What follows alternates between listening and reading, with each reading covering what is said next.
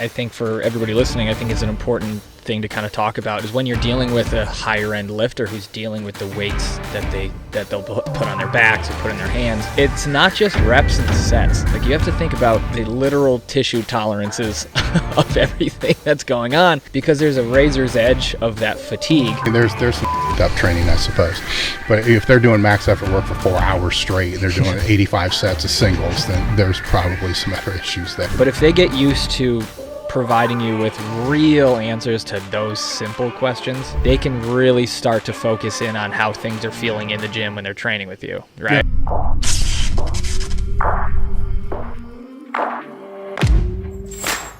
And that's about it. So we're going to have to rely a little bit on whatever Sam came up with on the flight here, which I have no idea what it is. Well, so I think the first thing I wanted to go into, and this is more for my own personal reasons, I want to know how training went this weekend. What was the main, what did we hit? How'd everybody do? Kind of like a little bit of a rundown, because I haven't had a chance to talk to you about it yet. Well, okay. Saturday, Bruce Mason came down, and he comes down a couple of times a year. He just wanted to work up, see where he was in briefs. He hit 1,000 or something like that. It was high. He knew it was high. And so there was that. Adam's still recovering from COVID, so I'm having him do his post-COVID recovery Post-COVID pivot. Yeah, it's a post-COVID pivot. Well, I guess it'd be interesting to talk about it a little bit, right? Because, you know, if it's COVID, or, you know, say people are anti-COVID, whatever the hell they want to be. Can I say COVID without getting the fucking YouTube? Yeah, we're good. Is it okay now? Probably should have figured that out. You know, like, I should have asked that, right? But if it's that, or, you know, pneumonia, flu, or whatever it's going to be, and you're trying to help a lifter peak for a meet, they come back, you got to understand they're not going to be 100%. No. Some might be, you know, but you can't just assume that and say, okay, here's the planned schedule.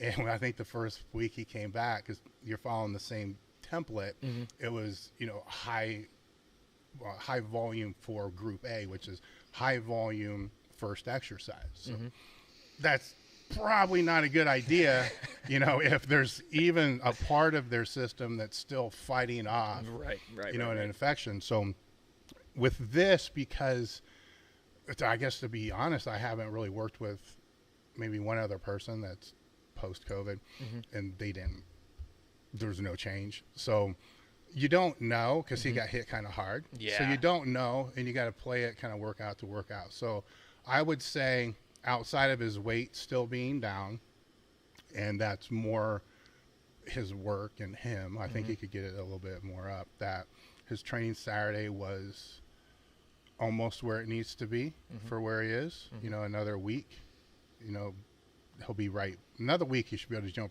right on where he should have been. And then another week after that, be right on track. So that was that.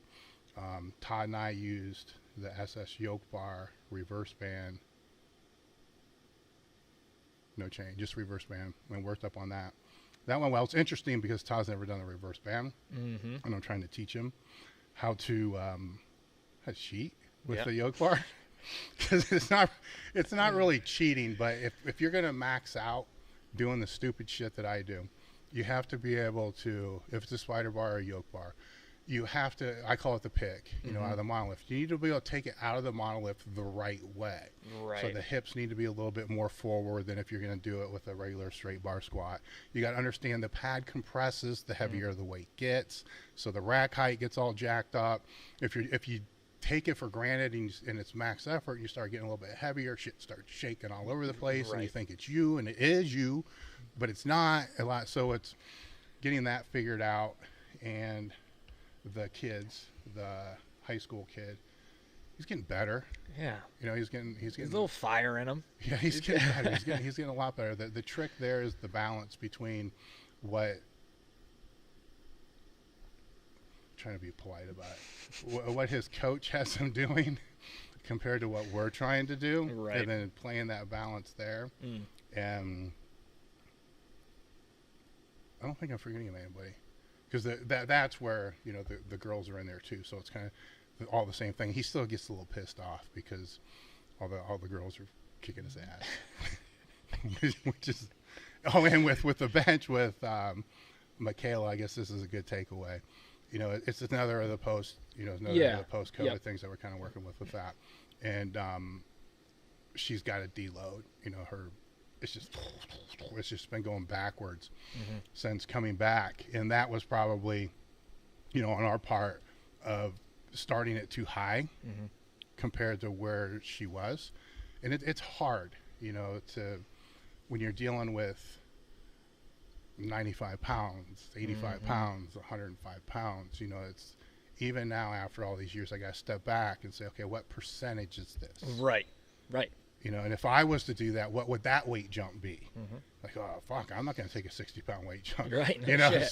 So that was kind of a realization that came with that. Joe. Joe's Joe. Joe is Let's Joe. just leave it at that. Yeah. I'm trying to think of a funny story there, but yeah, he's all over the place. Yeah, I mean, he's still laying on the ground doing his traction, It's not understanding that his legs are actually not pulling anywhere. So that was max effort day. So it was Saturday. Sunday, what did you guys do on bench? Was in my head, it's a deload, right? Yeah. Right? No, I think that's next week. Shit. It keeps getting pushed back. Right. It was a straight bar. Todd's been laying out this thing where we're using we call them the sling things. we call like there's a lot of different things. There's the slingshot, there's a bench daddy, there's the F8, and there's, you know, different various. So we just call them sling zings. I mean, they're all fucking different. How they work is different. So he came up with this max effort cycle that we've been following. So it was using the shorter sling zings. And when Bruce was out Saturday, he gave us a double F8 to try out. It's a catapult. Yeah, and of course I'm like, I'll try it. Then I realized I ain't gonna be able to pull it apart. So we had to rig some things up. So it was that. Then it was just working up, doing doubles on that. I do the singles. It's easier, and realized that now that the weight's getting heavier for me, and I'm still able to stabilize and settle the bar like I'm supposed to, my lats are a glaring weak point, which I should have known. It's like, you know, at first it was the rear delts. I always kind of know what it was. Yeah. And then just the stabilizing and the way everything felt in the lats, it's like, oh, fuck. You know, then, you know, Todd was like, well, how much lat work have you been doing? I'm like, you know what? I don't want to talk about it. This is where the reality is going to hit the road, right? With people who are listening. I've been telling myself every Sunday for like 2 months now, I'm going to do my lats on Monday. I'm just going to do it on Monday. I ain't done lats on a single Monday yet.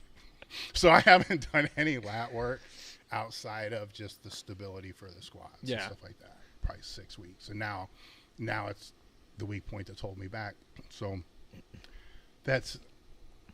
I can make excuses for it. I mean, the first excuse is I'm just too lazy. I should just do it during this. So I did it on Sunday because it was there. Yeah. But when all you do is use specialty bars, you know, my lats take a pounding on that. And they take a pounding for the max effort stuff there. So usually I can get by without it, but now the strength is getting a little bit stronger. So that's what it's max effort. To me, that's a big part of what max effort's for. Right. Is I'm never going to compete again. But the stronger I get, it exposes, it's not technical at this point. This is a glaring, you know, fucking physical weak point, and it's pretty obvious why it's there. Yeah, absolutely. and that's what I've been running into as well. Is as I start to get more and more comfortable with what we're doing, it goes from, oh, this weight felt very, very good, felt easy, it moved well, and then you just add on another few pounds, and all of a sudden you hit a fucking brick wall. Yes. It's like, holy shit, like what transpired between this weight and this weight? Yes. You're like, where the hell am I? Yeah. Right? It's amazing to see just how quickly that, like, you have that pattern, you have how your body holds the weight, how you stabilize the weight, and you're like, everything feels good, and then it's just something just stops you dead in your tracks. Yeah. Yeah. So we got Joe, right? So he likes arms. Yeah, sure does. And triceps were holding. I mean, usually on the bench, triceps are what's going to be holding you back. Yeah. And it's, you know, I mean, no, can't do that. I got to do the lats first, you know. So kind of plays into the video that they just put up Saturday where you were laying out the training program. So it plays into that, you know, what's going to be that secondary whatever movement that's going to be in there, the weak point movement, how it plays into that, and how you don't want to play on your ego. Right. Arm pump would be really cool, but you know what's even more cool? Beating my PR by 20 pounds. I don't give a fuck. Not getting stapled yeah, by I don't that give weight a again. fuck how big my arms look when I'm locking something out. Right. You know, I care more about that. So. Yeah, and it's I mean, obviously having missed a week, it's going to be interesting to how it feels coming back. So for our audience and people who are listening, if you had to, in the middle of a 3-week wave, 4-week wave, whatever they usually do, if something comes up and you can't train, how do you jump back to the next week? Is it like almost like a forced deload, or is it you kind of rearrange, you just kind of go business as usual? What would you say about my situation, just trying to get back into it for the next week? I think the first thing is you have to first define what the overreaching objective is, right? So, because a lot of things play into that, right? So, so use Adam as an example, who we talked about. You know, his number one priority, or very close to number one, is the next meet he's training for. Right. So it's a different type of conversation there. Because now if it's not that, it's different. So the answer's different depending upon who you're speaking to, right? Because if you say you want to deload because life happens, right? So there's 3 different levels of that. There's the person that's just going to say, fuck it, you know, and just, it's the training and it's 100%, and that's how I was a long time ago. So we'll go back to one of the past podcasts where I talked about, you know, everybody's got different versions of what all in is. Mine's a lot different than what a lot of other people are, because when I see that, I see, okay, what am I willing to lose around the rest of my life because of this, right? So there's that. Now that person is going to need to have deloads probably structured into the training, because it's going to be like, fuck it, I'm going in. Right. So he hasn't missed a day except for when he was infectious, you know, and he felt like total shit. But given the choice, he still sent me a text. Yeah. You know, can I come in?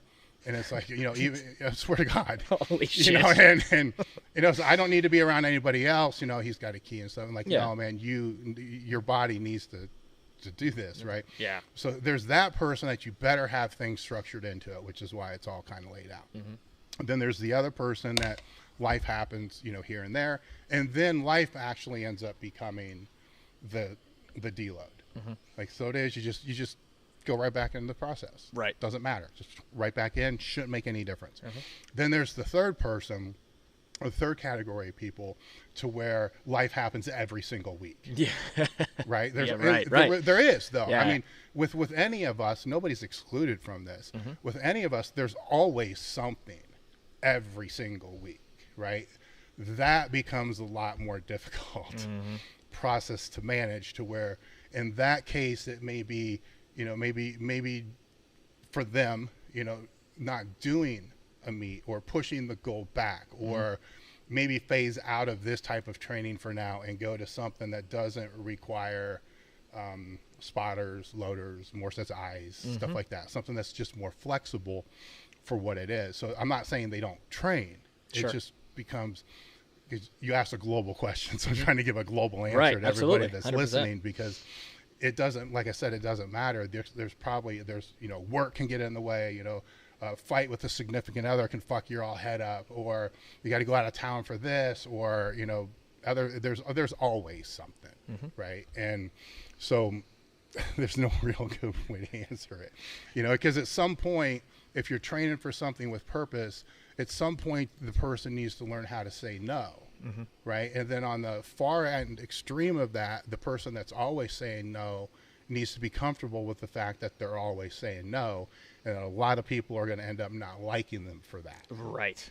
And that's not just, it's business, it's everything, you know, because there's distractions all around us. So you got to pick your distractions and play. No, absolutely. And I think, to go kind of circle back to like the weekend crew and whatnot, I think if we're never going to be, I should say this. The weekend crew, we're never going to be in a situation where we're going to do something that's going to intentionally hurt somebody else or others, or like the training's not going to be locked in or anything. But I'm actually excited to see, because I missed having that week. Like that was my it's just training, right? I love coming in for the weekends, and to not be able to do that, I can feel like I'm just like, so the advice would be, this is cool to be on here. The advice would be, when it comes to the training in the week, which is more the dynamic oriented, keep the mind at about a 6, or 7. So you don't put all that pent up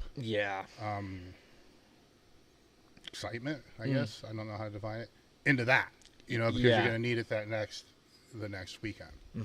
Yeah, that's going to be I think that'll be the biggest challenge, as to not just hammer the gas on like a Wednesday night. It is, right? Yeah, exactly. Because the way we have it structured, the weekday training is, there's always fewer people. It's a less intense environment. It's more hypertrophy type crap, dynamic crap. It's all intentional though. Where the weekends being all max effort, where you need spotters, you need more people around. There's going to be more emotional engagement with that. But if somebody has to miss it, it's not going to be as detrimental. Right. Because they probably do need the deload at a certain point in time. Now, kind of shifting gears here a little bit. I know the training crew on the weekends has always had like various sizes, bigger groups, smaller groups. And now, I think, I've been here since March, and the training group has already shifted a few times, with people coming in, people coming out. What are some of the biggest keys, or some of the biggest factors that you have for a training group to kind of keep that cohesion, even though people are coming in and out, right? Like, I feel like you do a good job of getting everybody kind of on the same page with how things are run, and like, just like what's to be expected. And regardless of who walks in that door, everybody kind of knows the deal. Yeah. The first thing I'm always looking for is consistency, and then a certain degree of skill. I can't even say that though, because Cameron's a kid, Right. They gotta want to be. Really want to be here. That's a big thing, because we're not charging them for this. It's so that's the big part of it, and then how they are willing to learn from others. Because it's not just me. It's me, it's Todd, Joe, then Adam, yourself. There's a group of people that can offer instruction, and you can find out pretty quick, if they're not really open to instruction. And it's kind of old school in the way, and it's not intentional. It's just because most of us have been around for so long, that if they're not open to instruction, we just quit giving it. Right. And then they usually end up just going away, because why am I going to bother, on my training time, to help somebody that doesn't give a fuck what we're trying to tell them to do. Right. And that happens a lot. It happens way more than what people think it happens. And because I don't owe them fucking anything. So that would be the first thing there. It's not easy to get in. That's the other thing. We're not like, hey, yeah, come train with us. Right. I don't fucking need it. It's just, and I've had, as you said, I've had groups that were bigger and sometimes smaller, and it's a manageable size now. We could probably have a couple more, but it's a manageable size now, where it's not, sometimes it gets too small, to where there were times when it was, John Meadows and myself, and God, sometimes that was it. So some weekend it would just be us. The next weekend there would be 15 people. And so then what I would run into is somebody would want to come out and start training. And I'm like, let's say they want to come visit. So we have a customer from somewhere that, outfitted his gym with us. They would come, and I don't know what to tell them. Right. It's like, well, there might be somebody there, or there might not. Yeah. I don't know. I can't really tell you for sure. Or on the other end, we would have sponsors that would come out to take weight, and it's like, well, you can come out, but you probably need to bring a few guys with you, because there's a good chance you're going to come out here and it's just going to be me. That's when it's too little. When it's too many is when the drama starts, and it's not, drama is probably a bad word, but when this person doesn't want to spot this person because they don't like this person, or this person doesn't like that, then anybody that's been in a gym environment knows where I'm going with this. It's not new. It's just part of the whole thing. This person wants this person thrown out. This person wants this person thrown out. Then when you step back and look, everybody wants everybody else thrown out. It's like, well, obviously this isn't going in the right direction. Right. So it's time to let it, filter out. And so I try to keep, if I can, one very serious competitive lifter at all times, because that's like the project, right? Because I still like to experiment with things. I like to troubleshoot with things. I like them to be experienced enough to be able to challenge and give better ideas back, because that's when the good stuff happens. When you get people that have been in the sport, say they're on the ass end of their career, the 5-6 years left, whatever it is, they're kind of at the top of their game, but I know they still have more, more than what they think. I can see it. If this is fixed, and he's not that fucked up.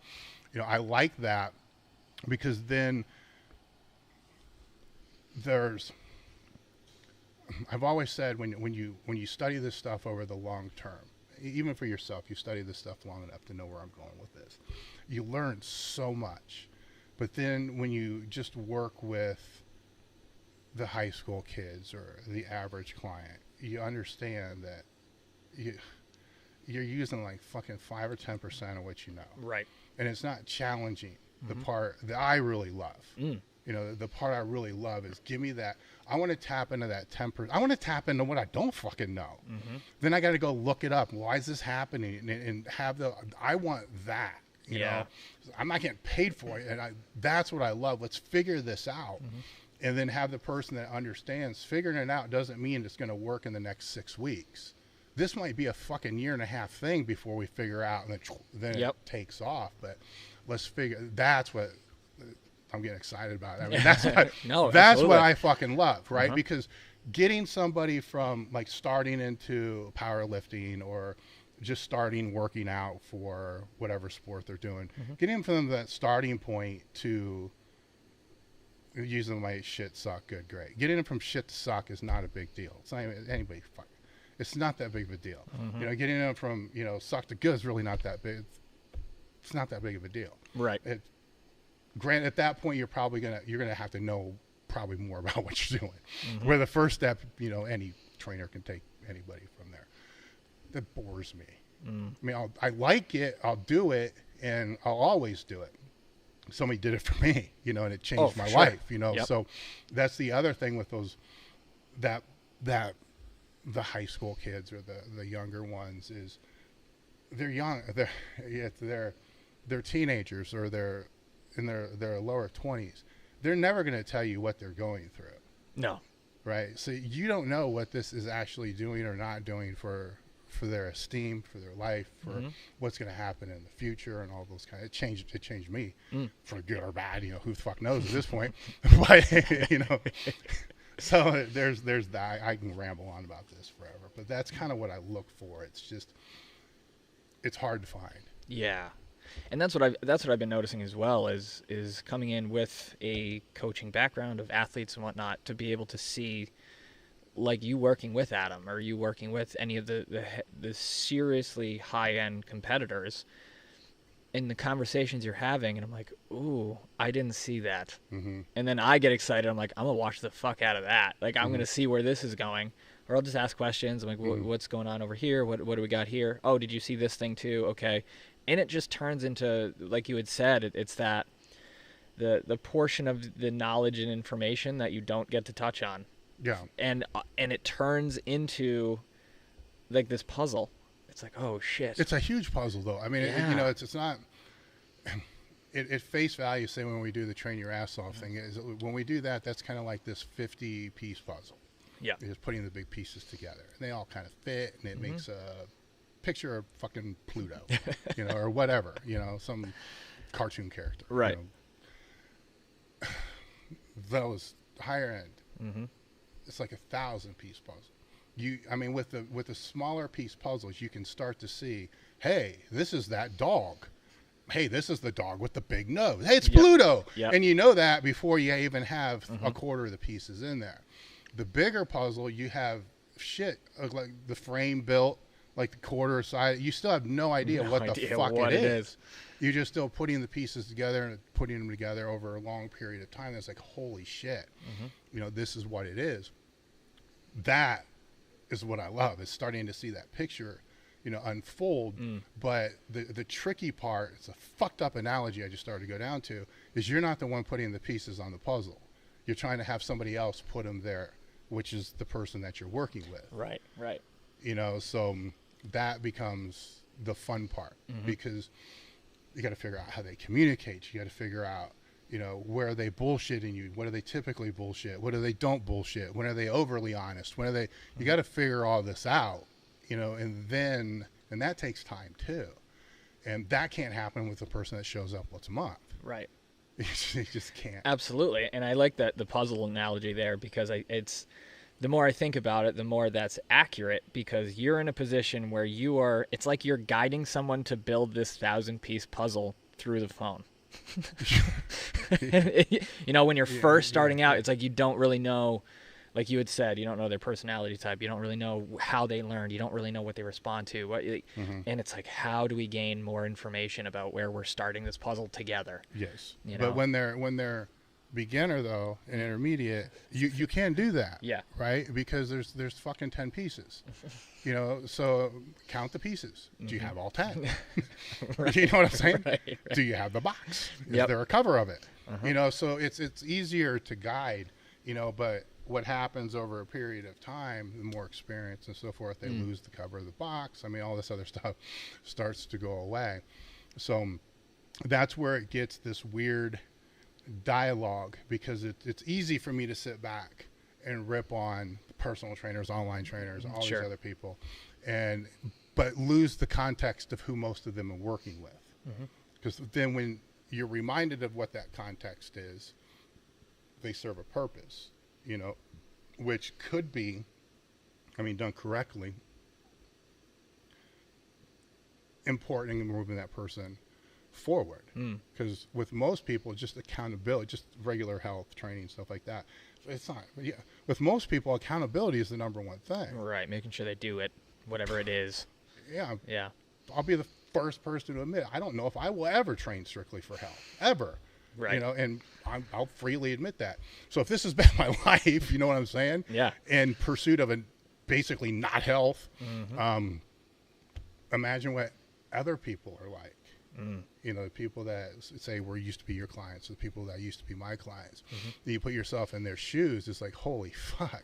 Maybe that little bit, even if it's what some may say is inadequate, it's enough for the accountability to say, you know, let's just do something twice a week. And if they got to pay whatever, $50 a week or whatever the fuck it is to be able to do that, and then they're actually doing it, it's a hard thing for me to say that's a bad thing. Absolutely. You know, so now the bad thing becomes when on the far end, people start charging exorbitant rates to try to put the big complex puzzle together without actually having the person they're working with involved. You know, do this, because then they're just naive and they're just trying to throw the pieces down. And sometimes they don't know if there's cyanide on that piece. Yeah, right. You have no idea what they're doing, because it's not fully cooperative. And, you know, I think for everybody listening, I think it's an important thing to kind of talk about, is when you're dealing with a higher end lifter who's dealing with the weights that they'll put on their backs or put in their hands, it's not just reps and sets. Like, you have to think about the literal tissue tolerances of everything that's going on, because there's a razor's edge of that fatigue, right? You want to fatigue them enough to get the adaptation you're looking for, but you don't want to fatigue them too much and blow something off of their body, which is a very real possibility. No, it still can happen with all things right. Absolutely. So it's for real possibility. So, I mean, the first place I'm always going to look there is the place that most people don't explore or are not honest about. You know, what's their sleep? What's their hydration? I mean, what's the easiest thing? What things influence recovery the most? training only occupies so many hours of the week. All the other time is when the recovery's coming in. So what's going on in there? And so then you think you have the feedback necessary for that, but then you got to ask yourself, are they telling you everything? Which is normally not true. Mm-hmm. So then what's the backup for that? Is it, track the sleep, but even all that becomes fucked up, right? Yeah. Because Oh, yeah. if I have an Apple Watch and it's tracking my sleep, how do I know that the measurements that it's actually taking are actually what it's supposed to be? Is the tool even working the way it's supposed to be working, or is it just some bullshit that says what it's supposed to see?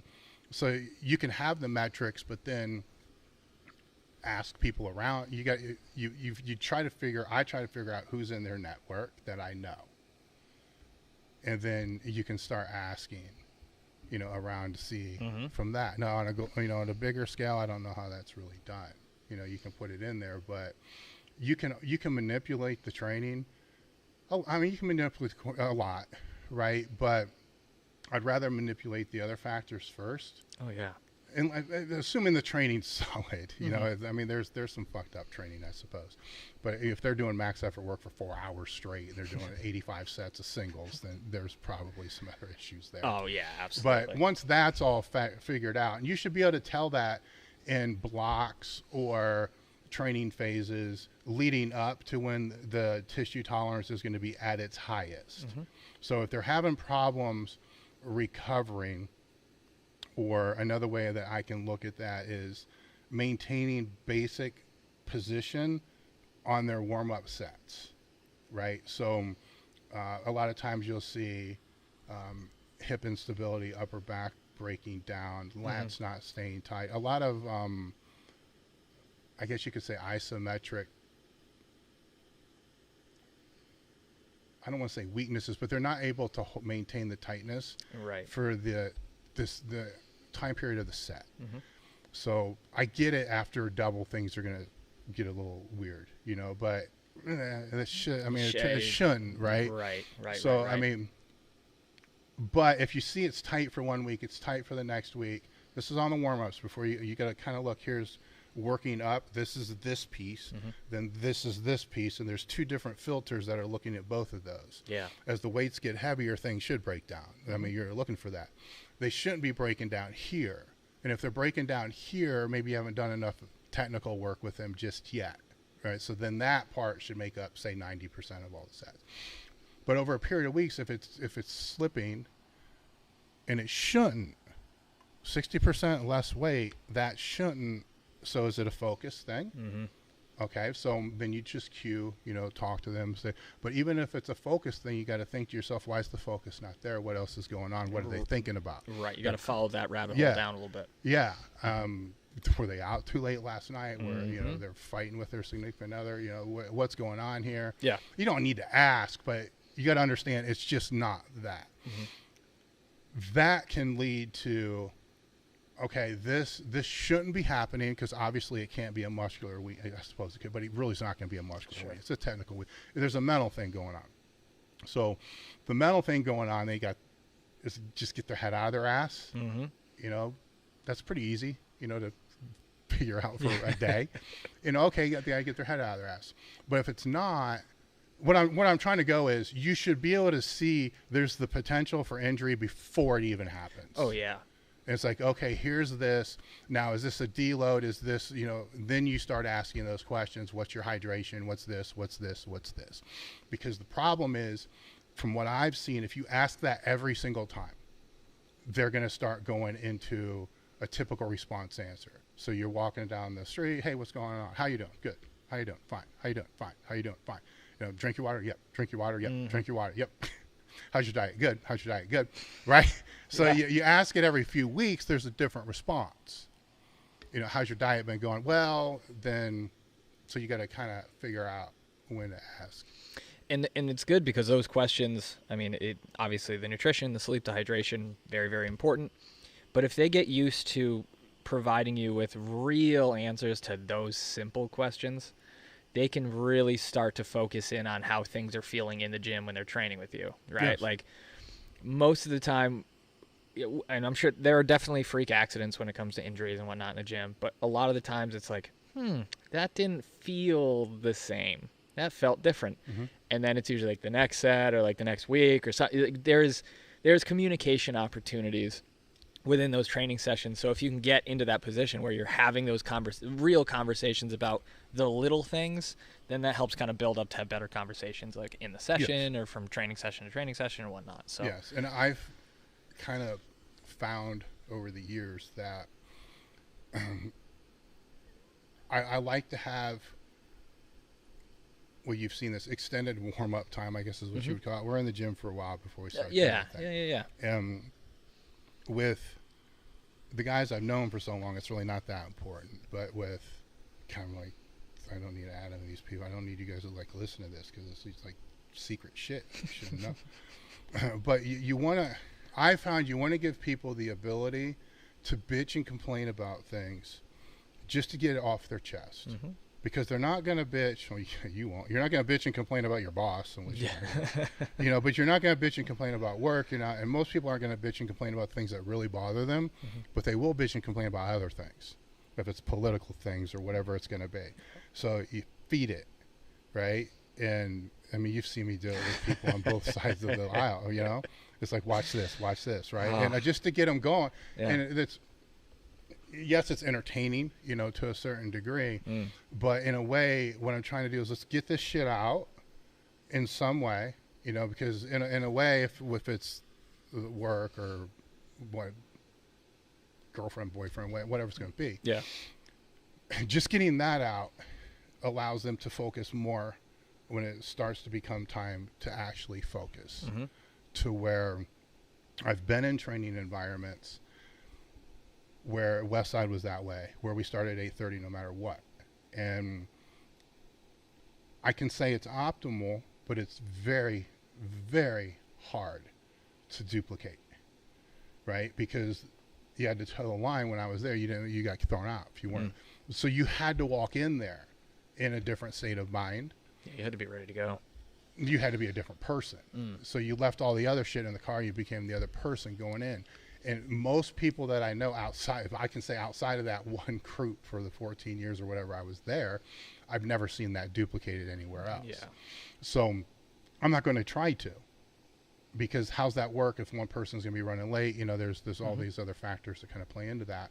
So I try to find a different way, you know, to be able to get that so we can leave it outside, because especially when it's heavy, when it's strength oriented work like powerlifting, or when the other athletes come out, it's strength work. I mean, there's sport specific work, but that's kind of later. It's still strength work because they're not strong. Right. Exactly. You know, so we need to get them strong.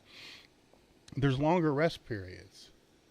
So when you're dealing with rest periods that can be 3, 5, 6, 7, 8 minutes, you kind of want all that other shit out. So then those rest periods are spent focusing. Right. Where in other training groups, I've seen those rest periods spent bitching about the things that should have been bitched about before they came in, before they started training. Because then how do you flip that switch when there's 8 or 9 total sets before you get up to your work sets? And you've been bitching about all these irrelevant things, and now you got to figure it out. And that shit's contagious, right? Because now it's impacting everybody else's training too. Just listen to you talk about that shit. It's like not the time. It's like I'm resting before I have to put 500 pounds on my back. So there's a process. There's like the fuck around process, you know, and that's one of the things I kind of like about, you know, gear, raw gear, whatever it is, because as soon as you start putting that on, you start changing a little bit. Yeah. You know, and then there's that, okay, now we're training process. Now it's slow grow, right? Slow training, you know, and then as the main things get done, it picks up, you know, with speed through the last things, and then you know, fuck around again, you know, but it's segmented, you know, in a certain way. And that's kind of dictated by the people that have been here. But it's a lot of places do the same thing. Yeah. And it is like it's a transition process. So you don't really realize that you're going through. You're just kind of, you walk in, you shoot the shit, you know, and every day that we're there, the warm up will be a little bit different. based on how you're feeling, based on what's going on. And like, you need that time to kind of really feel like what it is, you know, that you need to do to get ready.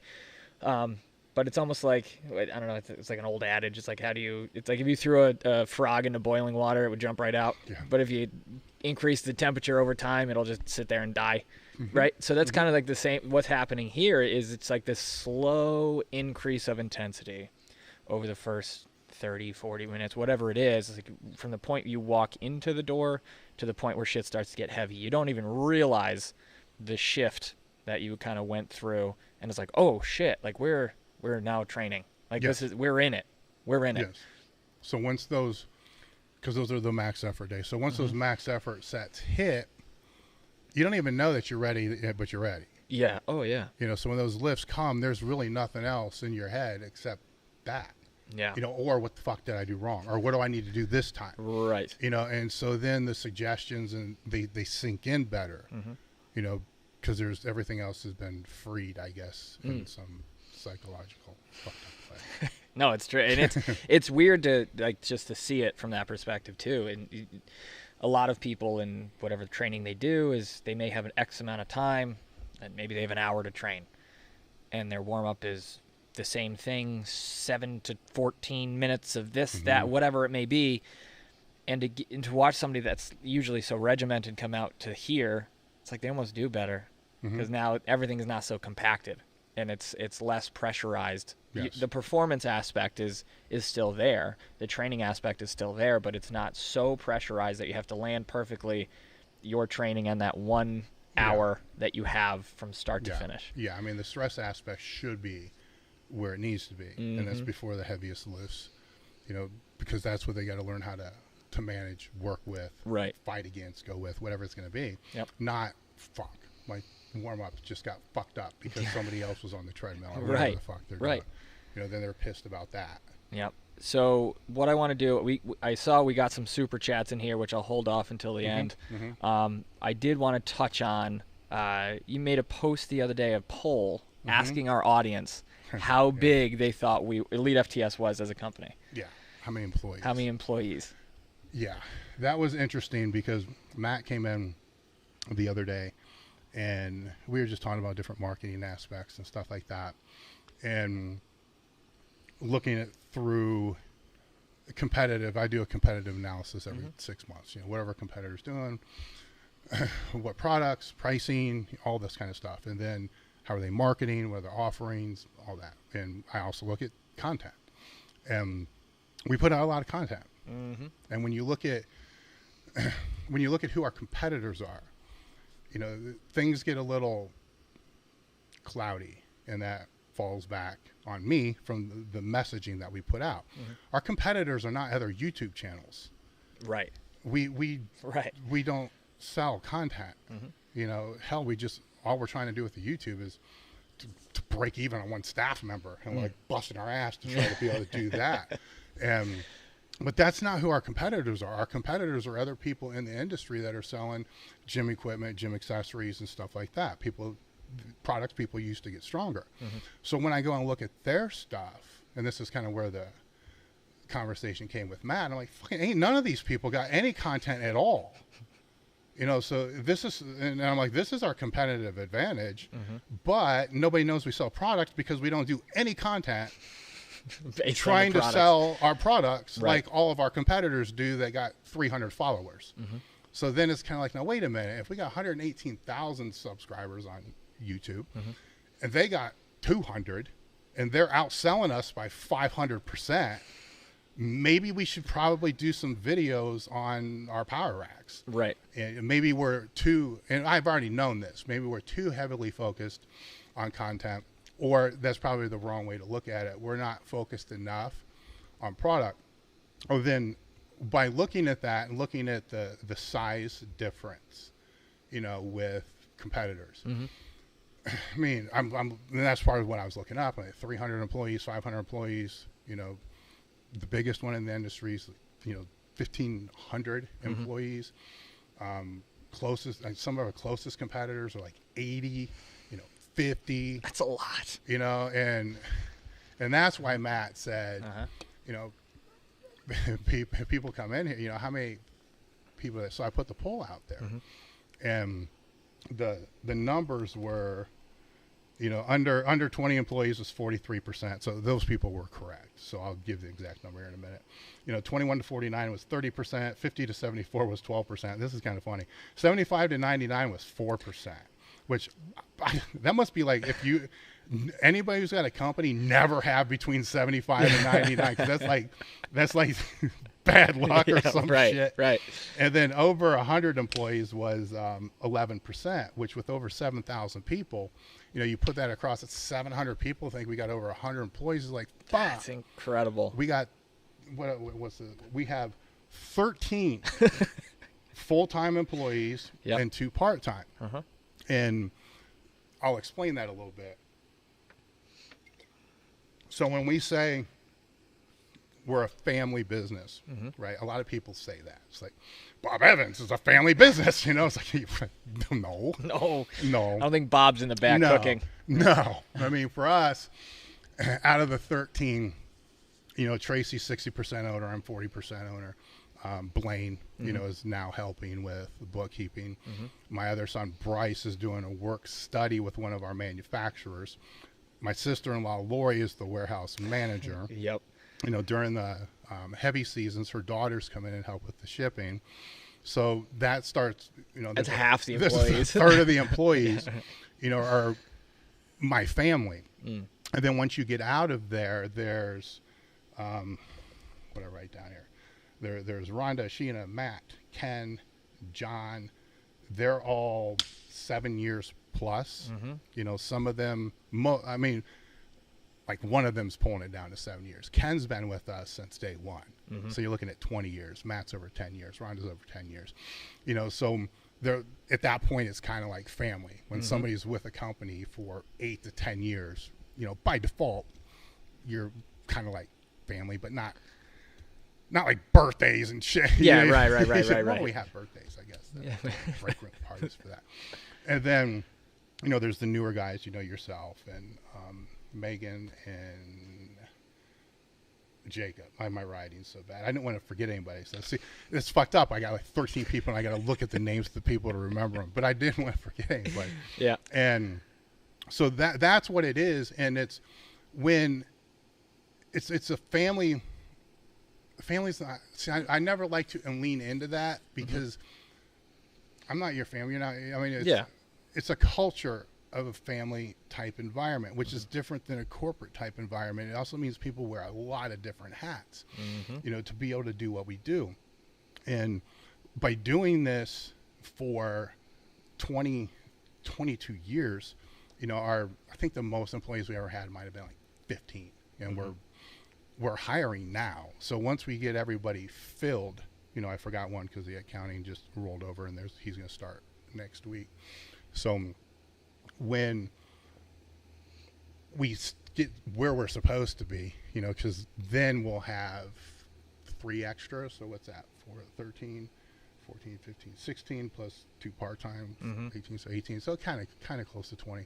By no means does that mean I would like a hell of a lot more, right? Because, I mean, how many hats are you wearing? How many hats is he wearing? How many hats? I mean, we're all wearing all these different hats, but it's all in this weird type of spot because the one hat you're wearing, if we were to give it to somebody else, it's not really full-time, you know? And then, so you would have, we need to, you need capital to hire more people, which is part of that, where the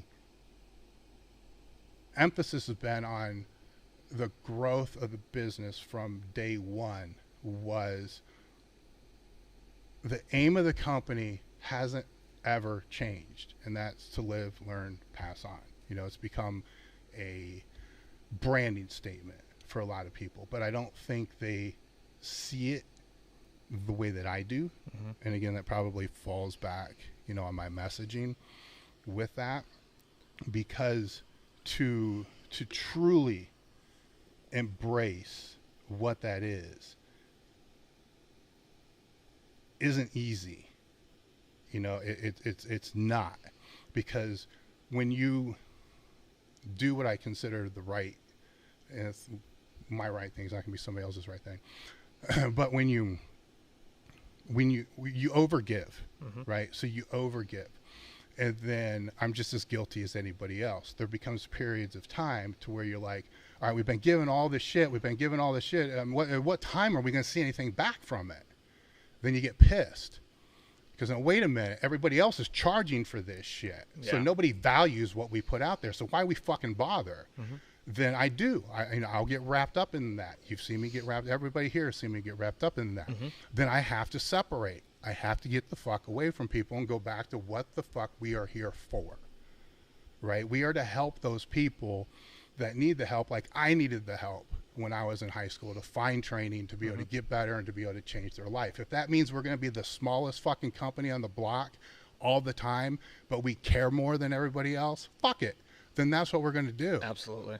Because that's what we're here for. You know, I still feel in my heart that at some point, because if I was to show the growth of the company since day one, we've never grown by more than, well, in 2020, we grew by like 12.7%. So the highest growth we've had year over year. COVID played into that, but at the same time, we lost a lot of suppliers and partners at the same time. But that's it. You know, so I'm still waiting. It's like at some point, and I probably told you this, at some point, we're going to have that fucking year where everything doubles, just like everybody else does. Yep. But it's been 22 fucking years, you know, so then I go back and it's like, well, it's been 22 fucking years. Yep. Maybe that won't ever happen. But then if I say that, I lose hope, I lose faith, and then what the fuck am I doing? Right. Then what are we doing this for? And so that's the other part of the staffing company issue, that it's hard to move forward because some people are going to buy into that, which is harder to buy in than what people really think it is, and other ones won't. You know, then there is the whole other side of the business analytical side of when you have 13 people, how much time and resources can you continue to keep putting into content that really should probably be going to advertising? And they'll say, well, content is advertising. I kind of beg to differ. Yeah. You know, if it was, we would be five times as big as what we are. And which the thing that kind of made me laugh. I mean, I'm not frustrated by this at all, because 43% of them kind of get what's going on here. But the ones that were over 100% the whole time, because I think it's stupid shit. I'm like, do they listen to the podcast? Because they listen to the podcast. If we had over 100 employees, would I really seriously be worried about doing audits on our fucking podcast? Right. You know, how much expense are we putting in per episode? You know, to be able to break. I was like, no, I put the time into how much, you know, effort and money goes into each episode of the podcast, because that can be going into something else that would generate revenue, because we have all these other sources of content. So that's not to say we aren't looking for. I'd love to have fucking 10 more employees, but for sure, you know, it's like those people that come to you and like, you know what you ought to do? You ought to make your own fucking bars. Like, okay, so who's going to buy the equipment? Where's that money going to come from? Who's gonna fucking make them? It's like that's where I was going with this, is the manufacturers that we have, especially now post-COVID, because I would have said this before COVID, but I would have been wrong. They've been built on relationships that have been built over a decade of time. So I trust them and know they can do what they do best. Build fucking great equipment that isn't going to get people hurt, that's going to last fucking forever and do what it's supposed to do. That's what they know. That's what they do. Let us do what we do best, which is, you know, help people get stronger, help them know how to use the equipment. Let me pass on. Let me do what I can do. Let's do this. So, you know, we all do what we do best. Now, does that lower my profitability? Of course. Does it lower their profitability? Of course. Does it work? Well, it's been helping us for 20 years. So obviously it's working because it helps there. Is it creating dynamic growth? Probably not. But I would rather not have the dynamic growth and do what this whole thing was founded to do, and then go down that other path. And so those relationships, and we got a handful of manufacturers now that I couldn't ask for a better relationship, with that, and I hope they say the same, and I'm sure they do, because we've had it. Oh shit.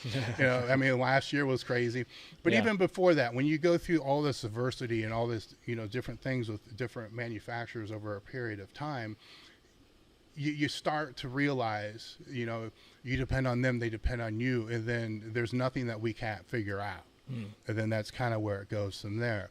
Now, the ones that were a little iffy, they're the ones that bolted and went direct to market in 2020, which is fine. I'm not going to bitch about that, because had I known that, I wouldn't have been partners with them in the first place. Right. Because we are a core small family type business, and that's who I want to do business with. I don't want to do business with these fucking Goliaths that treat their people like shit, and they're not putting out any content to help people. They just want to sell tons and tons and tons of shit. It's fine. I understand that. I understand why people buy it. It's cheaper. I get it. I understand it. That ain't going to be me. There's got to be core values in what we do.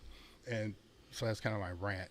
No, I like it. I mean, it's to be on this end of things. And like you had said, we all wear plenty of different hats. On a daily basis, you're doing all sorts of shit, from posting on Instagram to doing all these deep dives in terms of like suppliers and competition and whatnot.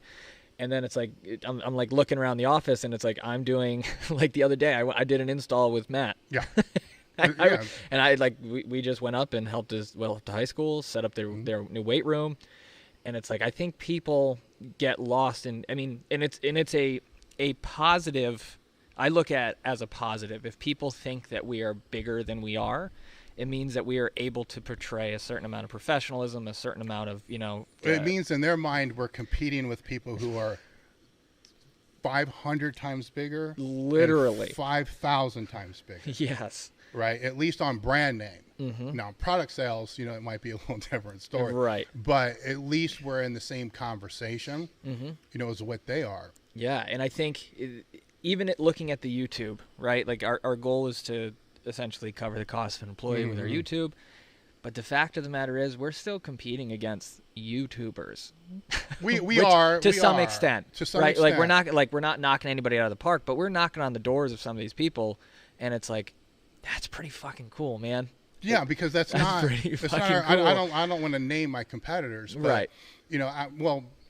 Rogue's obvious, so I'll put that out there, right? So they're the biggest humongous around, and I'm not going to take anything away from them. Fuck, they supply 1,500 jobs in a market today. People need work, So I'm never going to complain about what they've done. What they've done's been amazing. I mean, they started after I did. It's fucking destroyed us. But anyhow. So I have nothing bad to say about them, and their YouTube's different. I mean, they got 2 million followers or whatever it is, but even how much of that content is instructional content that's going to help people get better? They got movies and they got great stuff. But even there, so now you take that and start looking at. There's a lot of our other competitors who are doing way more sales than what we are, that have 7 videos on YouTube. Right.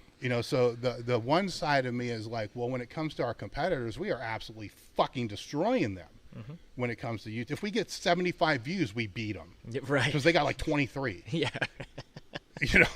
So, but if their 23 views are all people buying power racks. Yeah, exactly. Well, then they're fucking destroying. Actually, financially, they're beating us. So it's a balance that we got to figure out. But to your point, it's I don't know how to say this without saying it kind of a little fucked up.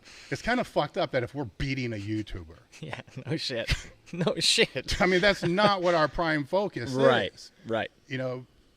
Our prime focus. So that's, I guess that's the call out there. But at the same time, we don't have to. I mean, we're trying to work the algorithm. We're trying to do all this other stuff. But there's a line that we're not going to cross, because we still are a company that sells products. And, you still have to have integrity with the brand. You can't just, I'm not going to do a video saying so-and-so says you shouldn't do this. He's an idiot. I'm not going to do that. And that's how YouTube works. Like, find this guy who just did something stupid or not, and then call him out because he's got more followers than you do. Oh, for sure. It's a game. You know, and then you watch and you see, well, now the 5 other people just called out the same guy for the same thing. I'm like, what kind of rabbit hole, what kind of life is that? You're not helping anybody. No. Well, you're entertaining. Yeah. You know, which is fine. You're entertaining, but this live, learn, it isn't live, learn, entertain. You know, it's live, learn, pass on. We want to help people to become stronger, become better. And I think that from a competitive standpoint, we've done it for 22 years. So even if you can say, hey, this company, you know, or whatever puts out great educational content, 2 decades worth, you know, and what are their scars from doing it? There's the other thing. Yeah. You know, I mean, that's the brutal reality. What are their scars from doing it? You know, how many times have they, I don't want to go to, I mean, how many times have they lost sleep looking at a profit and loss statement trying to figure out what the fuck is going on? Why are we putting all the money here instead of here? You know, so it doesn't compute that way, you know, but I'm human. Oh, yeah. You know, and 2020 was rough. You know, for me, it was rough. And that could be a different conversation for a different time. That was really rough when it came to testing what the aim and the vision of the company really is. And I won't lie about that. Anybody that followed me through that time knows that. You know, and it's taken a while, you know, to be able to get back, you know, the where it needs to be.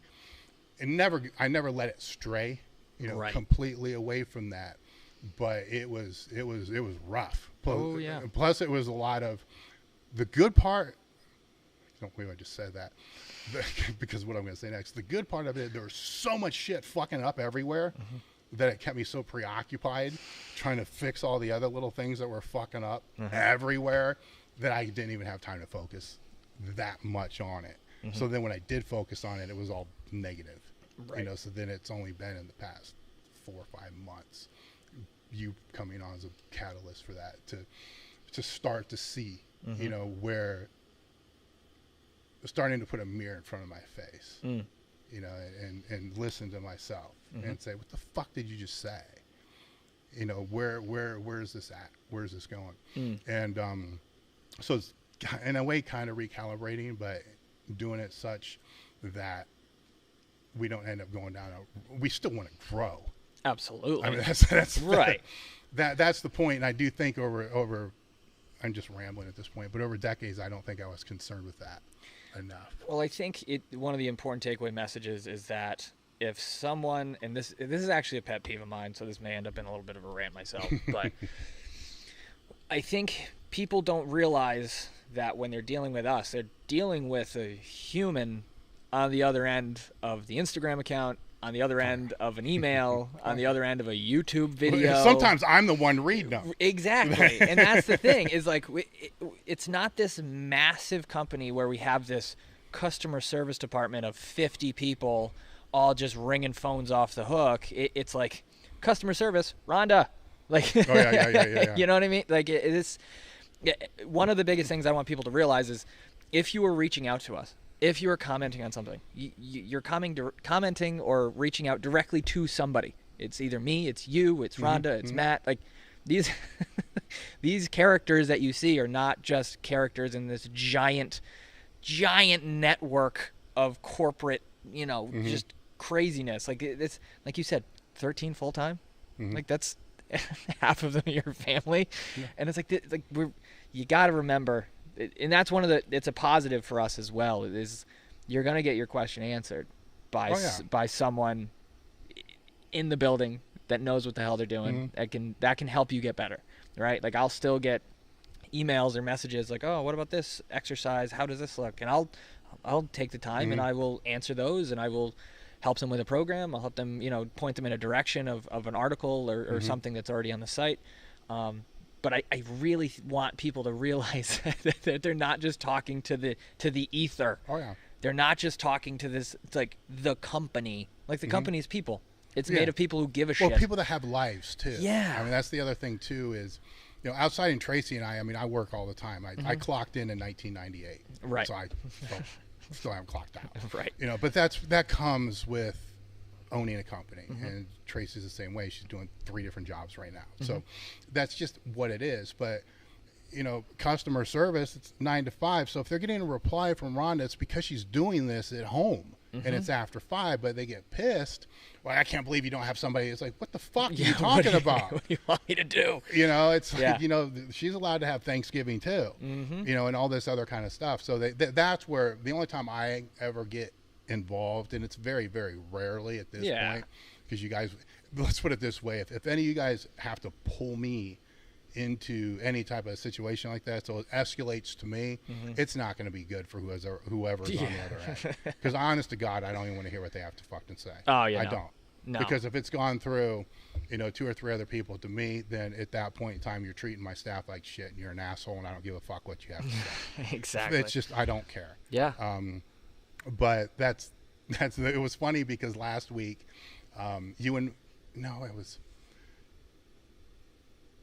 Jacob was sick, and Matt came in for some reason, and no, you were out. Jacob was sick. Matt come in, and he's like, "The fuck," because Megan was out. Yeah. So Jacob was sick. You were like, "Is it Sunday?" Right. It's like Sheena was the only person upstairs. Yeah. Blaine was sitting at the desk. Accounting is in transition. Yeah. And so Matt come walking back, and he's like fucking 4 people here. That's what started this conversation. Yeah. Do people realize that, if people are calling off sick or they're out of the office, there's like 5 people here. Yeah. And I'm like, no, they don't realize that. Yeah, no. And no. So that's when it was like, I bet they think we have hundreds of people. Oh yeah. And it's definitely not the case. Definitely not the case. So did you want to jump into some of these super chats that we got? All right. So the first one is from Brandon Griffith. Thanks for all the great work and time you guys put in on the website and YouTube. What are your views regarding doing your max effort and dynamic effort days over 2 weeks? Kind of Chad would mention that when he was out here doing his 14-day. I think any training structure is possible. My default answer to that is you're out of shape and you're not recovering as you should. So a big part of Chad's thing with that was sleep recovery. Personally, I have a hard time believing that somebody would have to do that. Now, will it work? Yeah. I mean, any training can work. I am under the mindset of frequency and consistency matter. So if it means, and you're trying to develop a skill of lifting a maximal weight and learning how to strain, how to keep the weight moving, how to have the mental narrative in your head, to not give up on the weight, keep it moving. Doing that over, you're not going to be able to do it every week, but let's just say you could. So let's say you can do max effort work every week for the whole year, which maybe you can't. I'm not going to say you can't, but most can't, because there's going to be deloads. There's going to be things in there. So you can. I would rather want to do that 50 times per year than 20, because it's a skill. Any skill requires mastery, consistency, and so forth. At least for that, and with submaximal loading, I may think differently on the dynamic loading, depending upon how it's laid out over an annual plan, right? Because I do kind of default to, after a certain age, I don't know how much more explosive you can really get, and it's more about maintaining what you have. So that I could see every other week if need be, if submaximal training is more beneficial for that person. Submaximal being 70, 80, those ranges, percents. So, no, I'll just leave it there. Beautiful. Next one that we got is from Basement Brandon, another Rhode Island native. No question, just want to say thanks for all the great content over the years.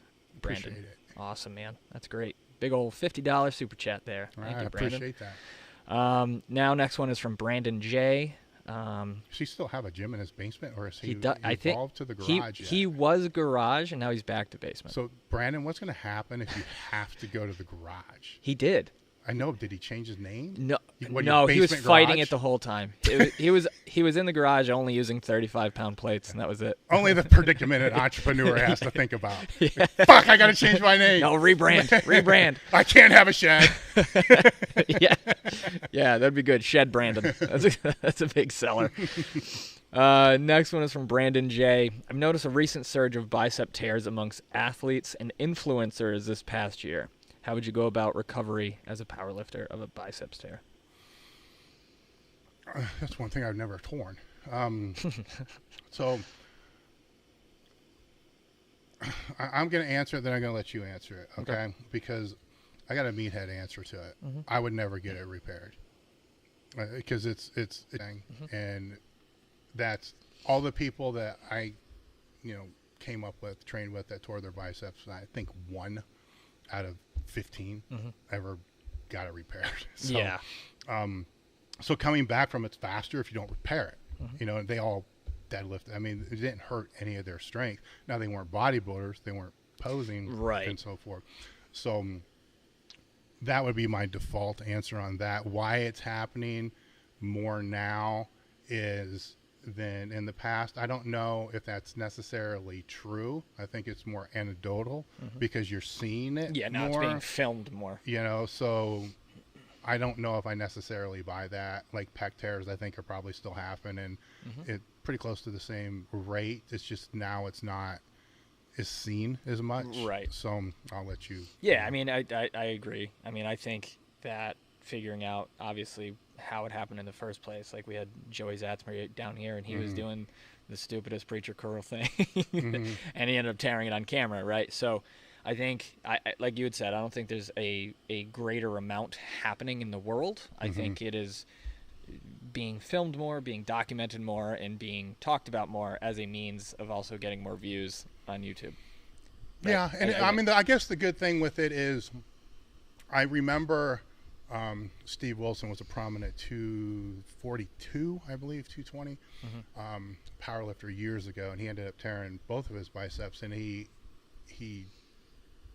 I don't want to say documented it, but he had stories about it in Powerlifting USA, of how he came back, and that was kind of cool to see though, because he was a world champion, and here's what he did, and I appreciate that kind of information. So with Joey and say these influencers that are actually doing this, to be able to document what they did, it's going to help people, because they're going to eventually, not everybody, but there's going to be other people that are going to do it. I wish I would have done a little better job with my first hip replacement from the YouTube standpoint. Sure. Now on my training log, I did it, as best I could, from that, because the amount of questions that if he didn't do anything, we're going to be through the roof from people that he doesn't even know. Because I still get questions now. What do you do for your pec tear? What do you do for this? And I got 10 fucking articles on this. I mean, I'm going to rip on people here a little bit. I love it when I said I Googled, all your information to figure out how to, recover from a pec tear. I couldn't find anything. So how would you do it? So then I go to Google. And then I Google it, and I send them the Google search. It's like, come on. So let me just Google that for you. Yeah. So I think it's good that they are documenting it, putting it out there. Yeah. Just take it with a grain of salt. Hopefully he is. I know from talking to him, he's working with somebody that knows what they're doing. So it's going to be, it'll be good for people to see that, because I think a lot of people are going to be like, some may still be like I would have been like, fuck, it's torn, keep going. Because it's literally like a week off if you don't do anything. It's not. Right. Now in strongman, it's definitely gonna make a difference. For certain. And powerlifting is probably not. But there's gonna be other people that, from what I've seen, are gonna rush their comeback, and make things worse for rotator cuff, pec, anything. A bicepial tendon's got a lot of shit going on. You get up into the shoulder capsule, there's a lot of things going on. So they're going to make it worse upstream, right? So upstream, not downstream. Fingers, it's downstream. Right. Without knowing it. And while I'm all for people rushing an injury comeback, if it's a super, super important meet, no, we're talking I just went from like this many people to like teeny 4. tiny. Yeah, right. Right. I'm all for that because they understand what the risk is. I'm not all for the other 99% saying I'm going to do what he did because I can't be out of the gym for 2 weeks. You know, that's where I think Joey and some of those people today can fill that gap. Because normally the only thing people used to see is what that 1% did to be able to get back fast. Because that's what everybody wants. But that's not what they need. Right. So we got another one from Rob the trainer here. Interesting request. Milk Fund money. How do we get Sam Brown to do the gallon challenge and have it live streamed? I'm going to answer this. I'm not going to let him do it. Yeah. Thank you. Yeah. I've seen people have too many intestinal problems and shit like that. So it's not worth somebody doing something stupid like that to fuck up a month of training or more. Oh yeah. No, I appreciate that. So next one from Fister. Broccoli. Yeah. Fister Pistols for the Milk Monster Nacho Ammonia Fleshlight TP What was that Fund. name? Fister Pistols. It's pretty good. Oh my God. Every time he does it, I read it out loud and I laugh. Also, tell me he wants you to pick his next max effort upper and lower exercises. What's he training for? That's all he says. Oh, Fister Pistol. So Fister he's training Pistol. for Yes. training for Pornhub. Yeah. Okay, so we got his next max effort. What was it? Also, Upper? tell me what exercises to do for my next max effort upper and lower. Okay, I'm going to assume that he doesn't have access to a full gym. So I'm going to keep it easy. Let's say max effort upper. Go with a... I want to try to come up with something a little bit different than what he would normally do. Find something that will compress a little bit that's about the same thickness as a 3-board. So what we sell, I think I call it the man pond. But it's a board with foam on it. But it doesn't have to be that. It can be like a couch throw pillow that you fold in half and then duct tape it. So it will compress about halfway and then press off. So do that as your max effort exercise. As you come down, don't let it bottom out. So let it come down, statically hold, then press out. So don't let it come down all the way until it capsizes or collapses, then press out. So there's the upper body. So a pillow press. I don't know. Pillow press. There you go. Or I could sell the product and say, maybe we still call it the man pond. That's probably not politically correct. It's probably not. Anyhow, there's that. Lower body, I got to assume there's no specialty bars. Go with a high bar, low. No, I'm going to be more creative than this. I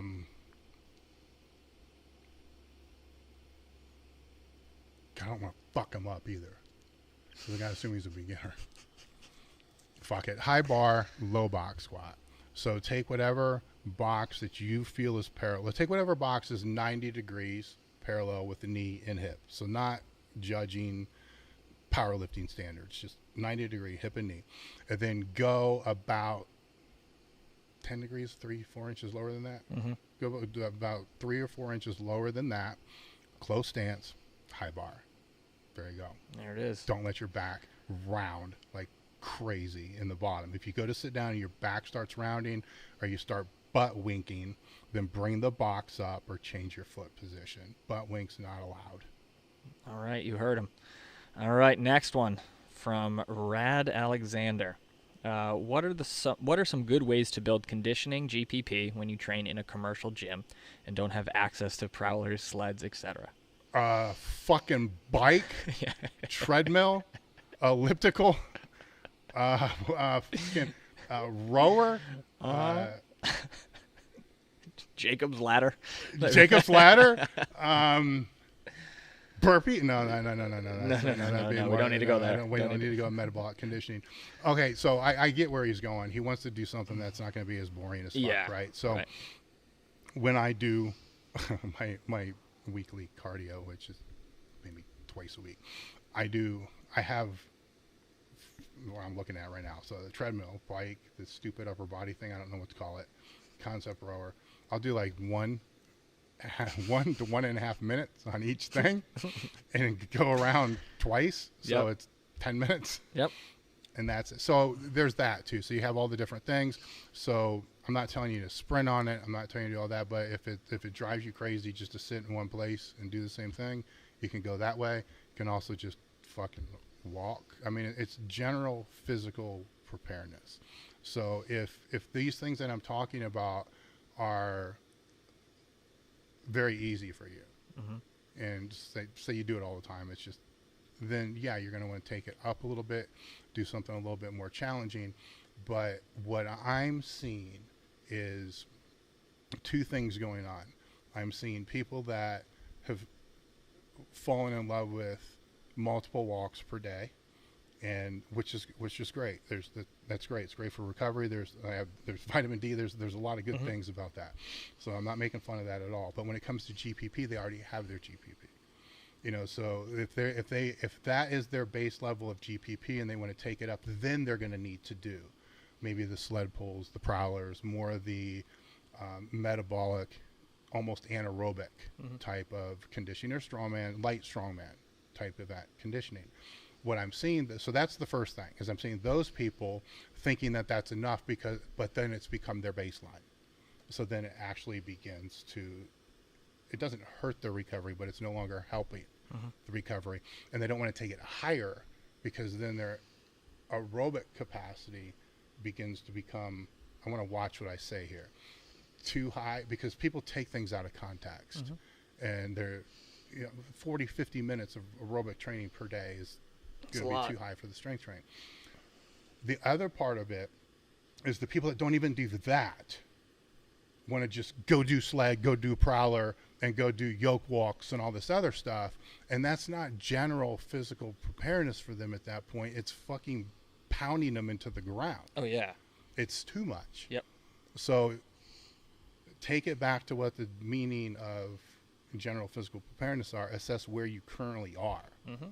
If you're currently not getting, I don't know, 5,000, 6,000 steps a day or whatever normal, then work on that.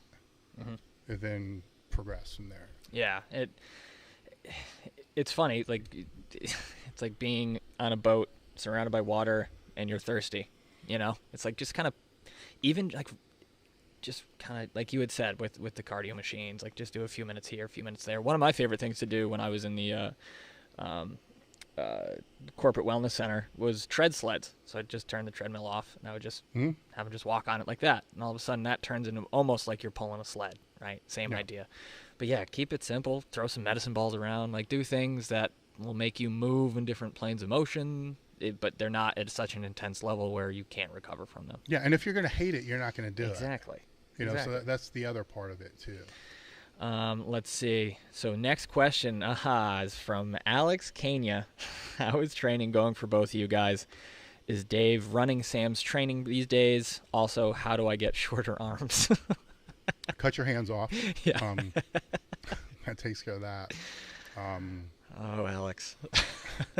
I wouldn't necessarily say that I run anybody's training, and I can kind of let Sam elaborate on that. I like to work with them, because if you teach them, then it becomes so much easier down the line to get them to their full potential. I don't care about their in-between potential. There's other people for that. I care about that full potential. And if you don't have that working together part, and that takes education, it takes a lot of other things. But so I'm not running that. There's a grid that's on the wall that has to be adjusted, which just tracks the volume, which a lot of it's kind of what your video was, kind of a little more. That's fucked up though. I was gonna say it's a little more detailed than what your video is, but that's like just sloppy shit thrown on the board. But it breaks down each one of those groups.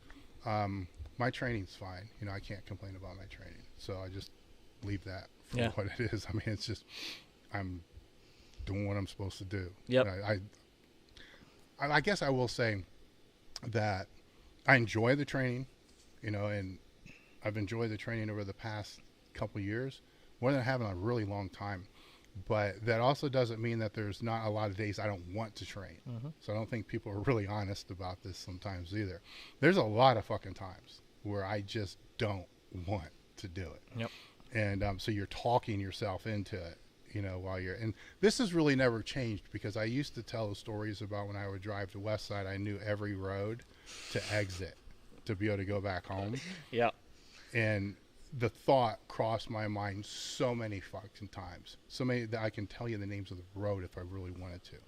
And, but I never did, you know, so it doesn't matter if you want to, if you don't, you know, if you do or you don't want to, you just still do it. So that's kind of where that is, where I want to do it now more than I don't want to do it, but it doesn't change, you know, if it's going to be done. So I'll let you take that. Yeah. I mean, I've kind of jumped a little bit more into the geared world. I've never had that experience before. So I'm really, really enjoying what we're doing, because every week is new. Every week is a new learning experience. Every week is a new means of me increasing my knowledge about something I had no real fucking idea about at all, nor I had much experience with. The only thing that I ever had experience with was wrapping my knees for a super heavy yoke, you know, like that was pretty much it. So from that standpoint, I like the reps and the sets. I'm not even like really focused in too much on those specifically, because the main goal is, like Dave was saying, is to just learn this process better and to get the most I can to then be able to therefore help people to a greater degree on the other side of it. So this is, I mean, it's really experiential learning for me every weekend, you know, because I'll just walk in, I'm like, what the fuck are we doing? Cool, let's do it. Like I've no sort of preconceived notion of how things are going to go. I have no idea what I'm going to hit on anything, truly anything. And it's actually really kind of nice, you know, like being in the fitness industry for years and having to worry about everybody else's program and this and that and the other thing. It's really fucking cool to walk in and be like, what are we doing, guys? What are we doing today? Yeah. But yeah, no, so far so good. It's actually, I'm really enjoying it because it's fun. It's so different. And I'm like, this is great. And actually, I'll share this story about when we were doing, what was it? The first time I put the sling thing on, and I'd figured out the bar path a little bit. And I popped up off the bench. I just got up. I was like, I fucking get it. Yeah. I fucking get it. It just makes sense. And the next week is, I forgot it again. I had no idea. But yeah, no, it's been great. I'm excited to see kind of where it goes next. But the next super chat we got, which is, I'll kind of preface this with, I think will be a very different response than they're expecting. So from Jordan, can you touch on activation drills a little bit? My warm-ups usually start with the bar. Do you want to start with this one?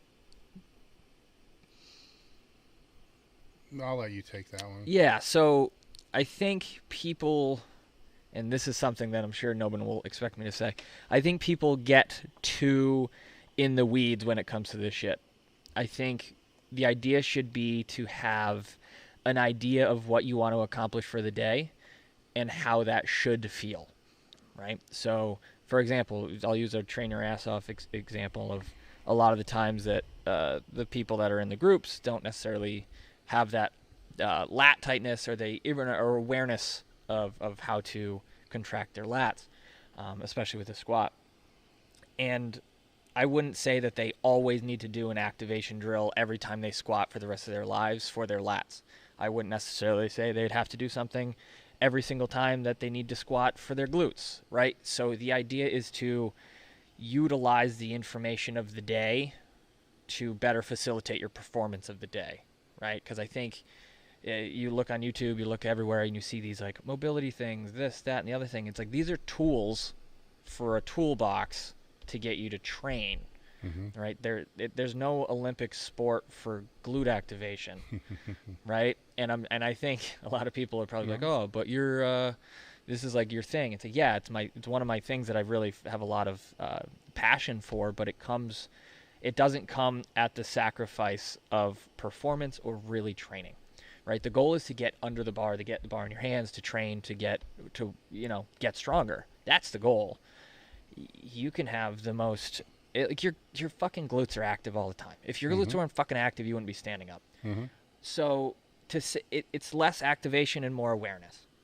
Yes. Right. So it's to be able to bring awareness to that body part and to be like, oh shit, this feels better.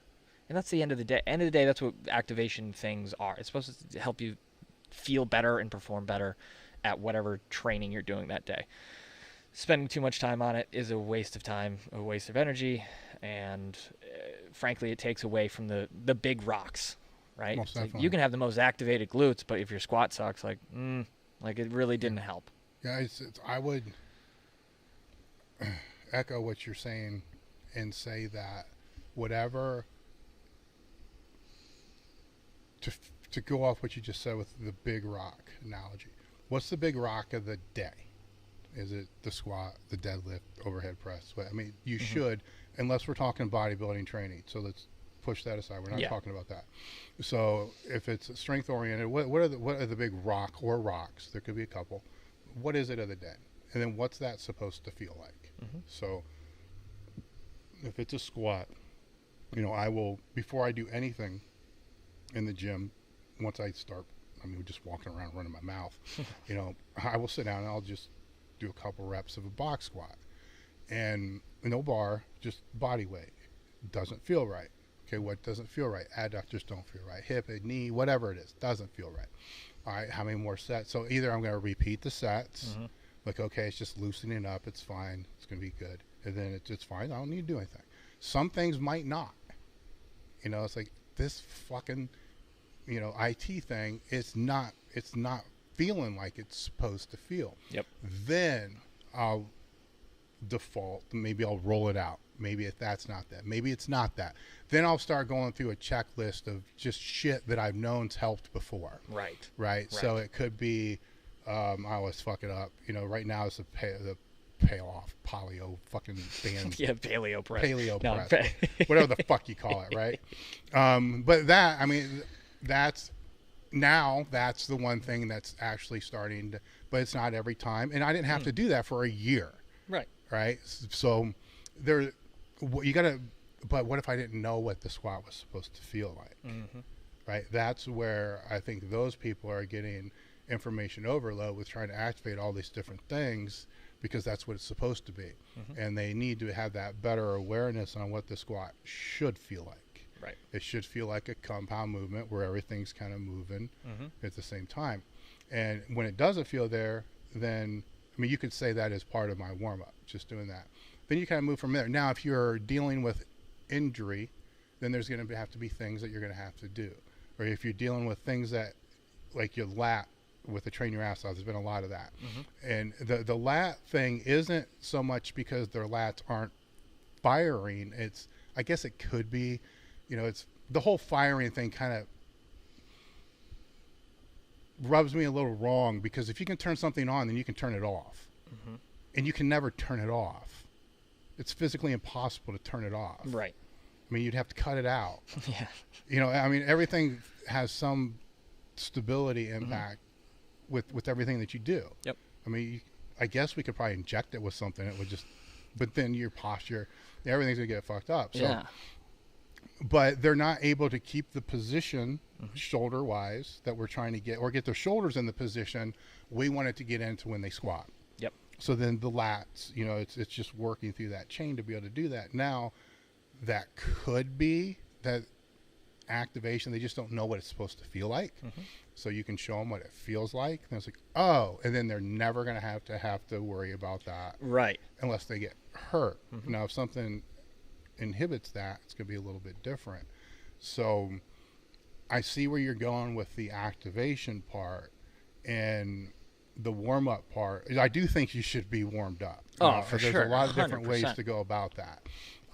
There's different, and I've never seen anything that I would say that's totally wrong. I've seen things that I would say that's a lot. Right. And that's probably not enough. Like walking in the gym and starting your sets at 245 on the squats, probably not. Yeah, it ain't the best. So there's a lot of room in there. Yeah, and just to kind of touch on that a little bit more, is I feel as if there are the most vocal camps on this stuff are the ones that do either you do too much or you don't do anything, right? And the answer, as always, is in the middle, right? You need to do enough. whatever that is for you, whatever it is for the training session, whatever it is for, but the key is to have the tools in your toolbox that that you're aware of help you and benefit you. So I would say, just real quick, as a coach, be careful what you say, right? Because if you're in the camp that says don't do anything, and somebody sees you going to the gym, but your fucking quad feels all tight, because you were driving for 2.5 hours, and you start doing some leg swings or doing anything to try to loosen the quad up, you're a fucking hypocrite. And on the other hand, if you're used to doing a whole ton of shit, and then you come in one day, but you're a little hurried on time, or you'd really like to max out and keep a little bit more, in the tank, but don't do it, well, then you're a fucking hypocrite. So be careful what you say sometimes. Absolutely. So another question here from Rob the trainer. Recently, I've been struggling to set my lats when deadlifting with a belt. Beltless, I have no problems. But the second I throw the belt on, I just can't get them tight. Any tips or suggestions? I'm going to give the meathead answer, then I'll let you try to explain it a little bit better. Yeah, that's interesting. When you're putting the belt on, you're doing something with your breathing and your bracing that is creating something with your back to go into a place it's not supposed to go. So maybe you're pushing, your abdominal wall into the belt, forward, or it's hard to tell because it's not here, right? So all I'm saying is you're creating some pressure with that belt, which is creating something to go off on the other end, and you're not doing that without, or vice versa, because you don't have the belt on, you're creating more tension and more pressure to compensate for the belt. So that's just my guess. I mean, I would even take a simpler route and be like, hey, maybe the belt's just too tight. Right? Like it could just be as simple as that. Like the positioning of the belt can be weird. I don't know. That's usually, I just feel as if like if you're able to do it without the belt and you put the belt on, I would say the problem is the belt. So I mean, I would film your sets, figure that kind of break it down from a simple approach to it, and start to think about, okay, well, if that's the only factor that changes, right? Because his setup can completely change if the belt's too high, too low, it's too tight, or if or I don't know how big he is, if he's using too thick of a belt, like who knows? There's so many variables with just the belts alone. Well, if he films both, like you said, he should be able to see. Oh yeah. Something else is going to be different. It has to be. Absolutely. Yeah. So we also got a super chat from Mike Adamsick. Just no question, just a nice little super chat bump there. Thank you very much for that. Next one is from our buddy Helmet. Squats. Thoughts on drawing a line on the floor and looking down to check if the feet are even and then bracing. Is that stupid? Right foot always a bit in front. So he's talking about foot placement on the squat and essentially how to cue himself when there isn't anybody to kind of help coach him. Have you seen people draw lines on the floor for their feet? I've had to do it if instructing somebody for the first time, but that's more for them to where I want the angle of the foot, not so much of what he's talking about, and never more than a first couple sets to be able to kind of line it out. Some people, and I haven't seen a squat, a little bit of an offset, sometimes it doesn't matter because when they take it out, their whole body evens. So it's only offset because you're looking at it straight forward. If you look at it from the offset, they're straight. So that's the first question I have is it really offset? Right. Yeah, because how are we determining that? It might not be because everything then moves, right? Now, let's assume it's just not. To practice, it doesn't, if he wants to draw the lines to make sure the feet are even and then walk it out, how many times per week are you taking a barbell or a broomstick and walking it out to be able to put your feet in those same positions? Okay. So if it's once a week, because you squat once a week, and you work up and you do 3 or 4 work sets, compared to if you got a home gym and you go down there every day and you do 10 or 20 walkouts with the broomstick every single day to those lines.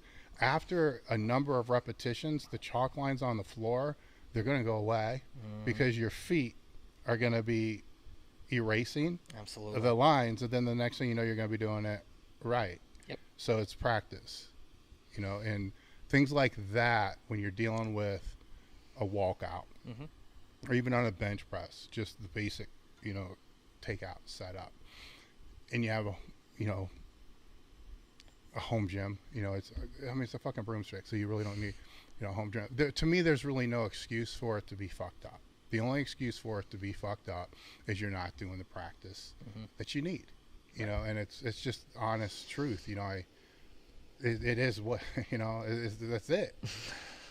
I agree. That's all I would add to that. It's just you got to keep doing it. Do it enough, and it won't be an issue. Next one, William Perchak. Box squats versus regular squats for glute and quad hypertrophy. When to use box squats rather than regular squats. And if we're talking hypertrophy, I'm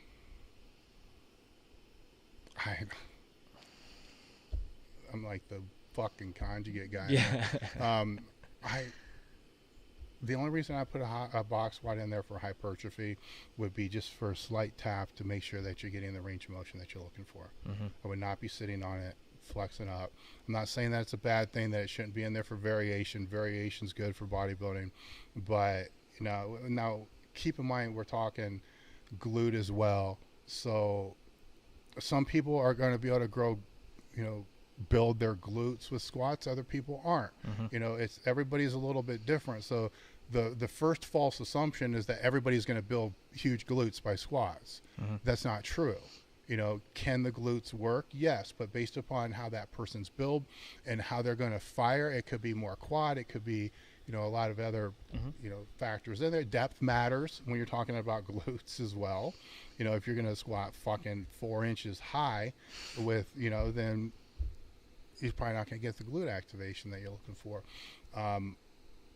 I like squats for glutes, but glutes are one of those weird things when you're talking bodybuilding, because yes, there are things to isolate the glutes, but to what expense? You know, how you can do glute bridges, you can do, you know, adduction, right? Abduction, right? So, I mean, there's so many of these things. So you can do, you know, 4 different exercises just for this glute thing, or hip bridge or whatever the fuck they're called, glute bridges, you know, all that other kind of stuff. And then the squats, and then the quads aren't for shit. You know, so there's got to be a balance. Yeah, absolutely. And I think if your goal is hypertrophy, then strength isn't your goal. No, yes. You know what I mean? Well, but, yeah. Well, the other thing, too, is, and we see this a lot just even in the strength side, is flex your glute. To know how to contract your glute, and not your fucking lower back, but your glute.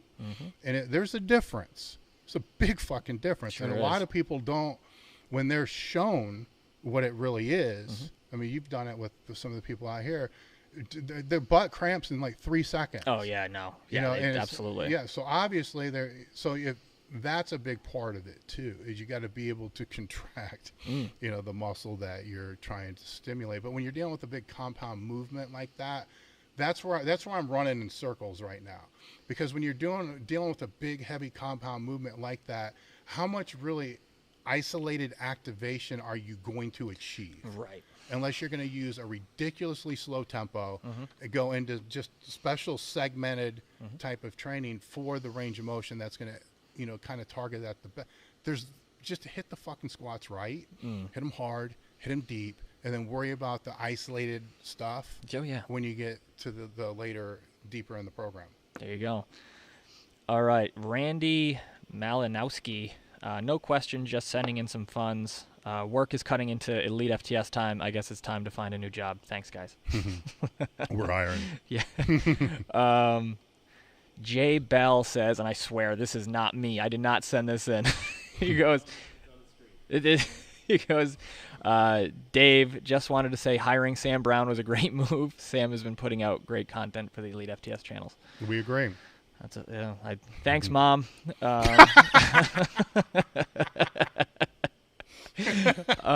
Next one, we got Mike Adamsick again. Thoughts on the inverse curl machine? I like that. I do.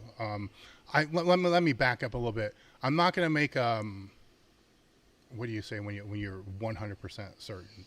I'm not going to make a 100% certain that, right. Yes, it's a great movement. It should be in every gym. I'm not going to say that. But we've had one here. I like it. I suck at it. What I haven't found with it, though, that I thought I would, is I thought it would help be, is the word gateway?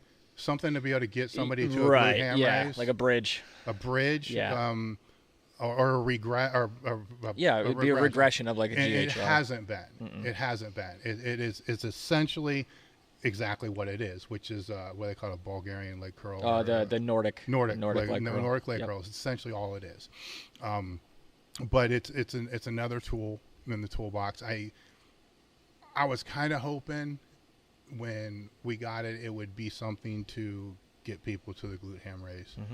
And stronger on the glute ham raise, and I've not found that to be the case. It could be coaching. I'll admit that it could be that, but I found it for other. I don't put it in there as a replacement for the glute ham raise, because replacements for the glute ham raise to me would be like RDLs, Dimmel deadlifts, stiff leg deadlifts, origin and insertion, compound hamstring movements. I don't see that as being that, because the knee doesn't drop. It's a leg curl. So I see it as a replacement, and probably a better replacement for a strength athlete than like a lying leg curl and such. So I like it. There we go. Yeah, it's I've used it before in the past, but again, I'm more prone to going to like a GHR, because I think it's well, the negative of it is too, if you're training with people, I'm heavier, so I'm 260 to 280, depending on my fatness at the time, and I'm not that good at them. It's over a period of time, just suck at them. Where Ted was very good at them. So this becomes a pain in the ass then, because he's using one plate, and I'm using like every plate you can put on it. So that becomes, when you're training with people, that does become a programming variable. Is how much of a pain in the ass is it going to be from this person to train with this person? And person A weighs 250 pounds, person B weighs 175 pounds. Now they got to strip that shit on and off, so it slows things down. So next one we got, they keep rolling in here. Beater Car says leg extensions versus leg press versus hack squat machine. How would you rank them for quad hypertrophy? Also, is back extension machine worth it? Leg extension, leg press, and hack squat. Okay. Let's just make the assumption that you're in a calorie surplus and you have the nutrients to be able to grow in the first place. Yep. Because if that's not there, I don't care what you do. Right? So now if that's there and everything else is in place for person A, and all they do is leg extensions, their legs grow. If it's not there for person B, who's in a calorie deficit, who's not getting rest, that's not recovering, the leg press and the hack squats, their legs ain't going to grow. They're probably going to atrophy. So which exercise is better? There you go. Yep. We got to go a little deeper than that. All things being equal, I personally would probably put the leg press. I'm pausing because done how? Done by who? I mean, you weigh 340 pounds and your range of motion gets restricted to 4 inches compared to a hack squat, which can be more. Range of motion matters. That's I guess that's another debatable thing to a certain degree anymore, but it does matter. So I would go leg press first, then the hack squat. And then... Yeah, I'm going to take a Dave route on this one as well. The intent that someone has with the exercise in the machine is going to play a part as well. Because if someone's half-assing it in the leg press or the hack squat, but they are just going to town on leg extensions, they're going to get more out of the leg extension. You know, it's based on how you want to execute, and you know, keeping all variables the same. But yeah, no, it's how you use them. It's their tools. But the next one is from Walt Whitman. He says, I'm eating more or less 200 grams of protein a day. When consuming so much meat and casein, how does one keep their cholesterol down? Statins? I don't know. I don't know. I'm not the nutrition person, so I'm not the person to ask on that. Is that there's so many things going through my mind right now. You know, is that the cause of the cholesterol? Are there other things influencing the cholesterol? Are there anabolics that could be influencing the cholesterol? Right. You know, is there alcohol? Is there sugar? You know, there's a lot of other things that are kind of playing a role there. If this is something you need more information on, I'm probably not the person to ask. I'm aware, you know, I'm educated in all this, but I'm not confident in my nutritional abilities outside of general recommendations to, you know, to get big, and especially when you're dealing with cholesterol, because it's just with my own doctors, it's debated amongst them, you know, so I can talk about what goes through my mind when I'm talking to them and how, you know, to be able to control it and so forth. But that, for me, if those foods were pushing my cholesterol to a point I felt I was concerned about it, you know, or my doctors agreed was concerned about it, then why not just go with a leaner meat? You know, I'm not saying you need to cut all meats, but you know, play with different protein sources. I mean, fish. Well, right. You know, I mean, there's leaner cuts of meat. There's other things you can try to do, supplements that you can try, you know, to help with that as well. Yeah, I mean, obviously, same thing. Like, I'm not the nutrition guy in the slightest, but my first move would be like, is your cholesterol high? Like, get blood work, right? Like, figure out, if you're just assuming that your cholesterol is going to be high based on your diet, that doesn't really do anything. At the end of the day, get the numbers and see if it is. If it is, then you have to adjust. But before that, then I guess it's really kind of pointless to try to worry about something that doesn't exist, you know, until it does. Next one, back to helmet again. How do we find the perfect squat stance? Width and toe angle for myself, for my body structure, without trying to copy how other guys squat. Thank you. Why not copy how other guys squat? That's exactly where I was going to go with that. I mean, look and see. Try to find somebody on, I mean, is it Instagram or what's TikTok now? Where's people post most of their training? I would say Instagram. All right. Still. All right, so Instagram. Look on it. Just try to find somebody that's got relatively the same build that you do. And that's obviously, I mean, people who are at a lower level probably aren't going to be posting a lot of their stuff, but you know, or somebody that you could see that you could be. I don't know how to explain what I'm trying to say here, so I'll let you take it from there. Well, I know Helmet here. I know what he's doing, and I'm going to give Helmet some tough love. Instead of worrying about the perfect squat stance, it sounds like you need to squat more. You just need to start kind of practicing, because he had mentioned up about his foot stance and about putting markers on the ground and this and that.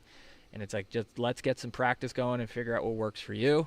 But again, it's not, don't think you're copying somebody. It's a squat. You know, like it, you don't necessarily have to, do exactly what everybody does or whatever, but there are some similarities that you're going to find when you look at somebody with the same proportions as you, just because that's how the body moves. And that's okay if you squat similarly to somebody else who's made of the same parts. You know? Yes. So now we got another one coming in. Andreas says, where do you stand on good mornings, and how should I execute them? Weight, sets, reps. Okay, I'll play the advocate, and you can play the devil. Okay. I personally, I love good mornings. I think it's, for a strength athlete, probably one of the best exercises they can do. I mean, it ranks up there really high for me. You've been out here enough to see that they're not in the program a whole lot for the people who are out here right now, because I'm not confident in their ability to be able to execute them the way I want them to execute them, and they're not needed at this certain point in time. So I love the good mornings because there's so many variations that can branch off of them too. Just from, let's say, I don't want to say max effort, because I don't like max effort good morning singles. I like sub-maximal good mornings, triples, fives. There's a lot of variations, because you got wide stance, close stance, different bars. You got a good morning into a squat. You got so many different things that you can do. So the variations are endless, and the muscles that are targeted in the posterior changes, the movement patterns, what I'm trying to say, that it simulates and relates to for a strength athlete I would almost argue it's greater than even a squat or deadlift. You know, if those are the competitive events, it's really fucking high up there. But people can absolutely fucking brutalize the fuck out of it, and really get fucked up because they're not putting the emphasis where it needs to be. So I think that's where mixed opinions come in, to where I'll sit there and say 70% of all max effort work should be good mornings. Work the fuck out of the good mornings, good mornings, good mornings, good mornings. And then they go do it. And then, you know, we don't realize they don't know how to do a fucking good morning. Their hamstrings aren't strong enough to even be able to sit back into the load of that. They're dumping all the way forward. They're elongating their spine with the bar at front, you know. So that's kind of my stance on it. Is I think it needs to be built into pretty much every program. Bodybuilders, I haven't formed an opinion on that, you know, and it's a tough one, because it depends upon, I mean, if they have the erectors or not. It's a different conversation, but that's where I leave that. But my blind spot is the progression that needs to happen to get them there. So that's where I'll let you take over. Well, yeah, I think one of the biggest points about good mornings and implementing them into your training specifically is the technique, for certain. Because, like, in a squat, if a squat goes squirrely, not everybody, a lot of people will be able to kind of maneuver their way out of the situation. Granted, the weight isn't so extreme that they just get pinned, right? When you're doing a deadlift, you can just drop the bar, right? So when you're doing a good morning and things get squirrely, that weight is on your neck in the worst possible case scenario. And if you have not done the reps, if you have not grooved that pattern in, you're just going to jack yourself up. I've seen people execute good mornings. I mean, we get tagged and stuff all the time. It's like, oh, maximum or max triple good morning. And I'm like, holy shit. What was that? Like, luckily enough for us, I mean, we have a back attack, right? Which I think is, for most of the people, most of the time, they will get better benefit from, without the detrimental impacts of technique being the limiting factor, right? Because the other thing, to interrupt, but I did forget this, and you just reminded me that this is important.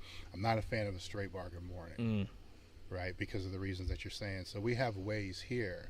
You got the back attack, then you have the giant camber bar, then you have a rackable camber bar. You have different progressions, a buffalo bar, to be able to allow the bar to sit a little bit lower on somebody's back, so it's not going to be inclined to be able to get in that weird, awkward position. And even his yoke bar, that's a progression. That's a higher level progression for a good morning, because that's really high up there as well. So, you know, when you're dealing with just a straight bar for bigger people, it becomes very problematic. But keep going. I just think that if you can if you're a newer lifter, I would spend more time ingraining the hinge pattern with, like, RDLs and dumbbell RDLs and stuff like that, to get you to the point where you can stabilize that position. I mean, that's just what I think on that. We got a few. These keep rolling in, man. This is great. Let's see. Only Deadlift says, sometimes when I arch hard on bench and use leg drive, my lower back gets hit hard with pain. I'm sensitive in hyperextension. How to fix? Hard. Yeah, there you go. That was easy. Well, I think that I mean, I see why people do it. So I'm going to try to go a little bit different route here as somebody that's done both, an extreme arch and feet out and flat. So I was always against the extreme arch for most of my career, because the same reason I'm talking about. My back would cramp, or my glute would cramp, or my hamstring would cramp. There's nothing worse than being in a meet and you're pressing something, your fucking glute cramps. Yeah. And granted, you can push through and still make the lift, but every time that would happen, what would go through my mind is, fuck, now what's my deadlift going to feel like? Right. Or if the back got jacked up. So after a while, I started to figure out, maybe I want to start doing max effort work, tucked speed work, feet out in front, so I can start working both. So that way I can audible it in a meet if I have to. Right. So, and then what I found is there are two different types of benches. One of them worked better with a thumbless grip. One of them worked better with a thumbful grip. They became two different exercises. So I just started working both of them in there. And with shirt crap that I would do, I could do more with arch, because I could restrict the range of motion a little bit. And that's what people are looking for, is just to reduce the range of motion. But it was always to the detriment of my deadlift. Right. And it was always at the risk of the potential cramp. Sure. Because of that. And I had to spend a lot of time working. I don't even know if you want to call it, I guess you would call it flexibility of the spine, right? I mean, it's not, but right. I'm really working on the ability to arch a bigger arch with stupid shit, with foam rollers and everything we tell people not to do, to be able to get into that better position. And what I would normally always end up defaulting back to is, especially if in today's world of raw, I don't even know if I would ever arch. Yeah. I think you can get greater stability and greater, not to the extent people are arching, right? I think you can get greater stability, greater power, drive through the floor with your feet than you can if they're pulled under. Yeah. It's depending upon the person. It's shorter people sometimes can get in there a little bit different. If they can squeeze and hug the bench with their thighs, which is harder for the bigger people to be able to do. It's easier for the short to be able to lock in their thighs, because you lock in your thighs into the bench, that changes things real quick. Oh yeah. Because now a lot of that tension's being alleviated off of that, because it's not really going down into the floor that much, because you're pushing it in. So my question would be, if you're a full meat lifter, is it impacting your deadlift? And if it's impacting your deadlift, by how much? And if your bench is increased more than what it deficits your deadlift, by all means keep doing it. So you bench 50 pounds more, you lose 20 on the deadlift. Normally what I see is you might bench 10, 15 pounds more, but you lose 50 on the deadlift. Right. So you got to strategically think out what you're doing. There you go. It's just a very compromised position. Absolutely. Right. And if it's causing pain. I mean, you have the high honor of the McGill. Yeah. Well, what's going on there? Well, anytime you're loading into a hyperextended position, like you're putting more stressors potentially on like the facet joints, and like there's shit going on that you may be just doing more harm than good, because realistically at the end of the day, if you are trying to compromise your strength to get quicker results from a shorter range of motion, you may potentially be shortening your career and the length of time that you can train and compete. Yes. So I think there is always a need to kind of look at the situation and say, okay, I'm putting myself in this position and it's causing pain that negatively impacts the rest of my life or the rest of my training session, but I can bench 15 pounds more. Yes. See, the counter argument, they're always going to give you anecdotal and say, well, this person Sure. has this huge, arch like this. Sure. But what gets lost in that conversation is, and I'm just making shit up here, but it's just an example. You know, this person, you know, has a gymnastic background. All right. Has a decade of training to be able to get into that position to where I don't want to say their spine is used to that position, but it's trained and been trained to be in that position and supported in that position, and took a decade to be able to get there. You're trying to simulate that in 6 months to 2 years. Right.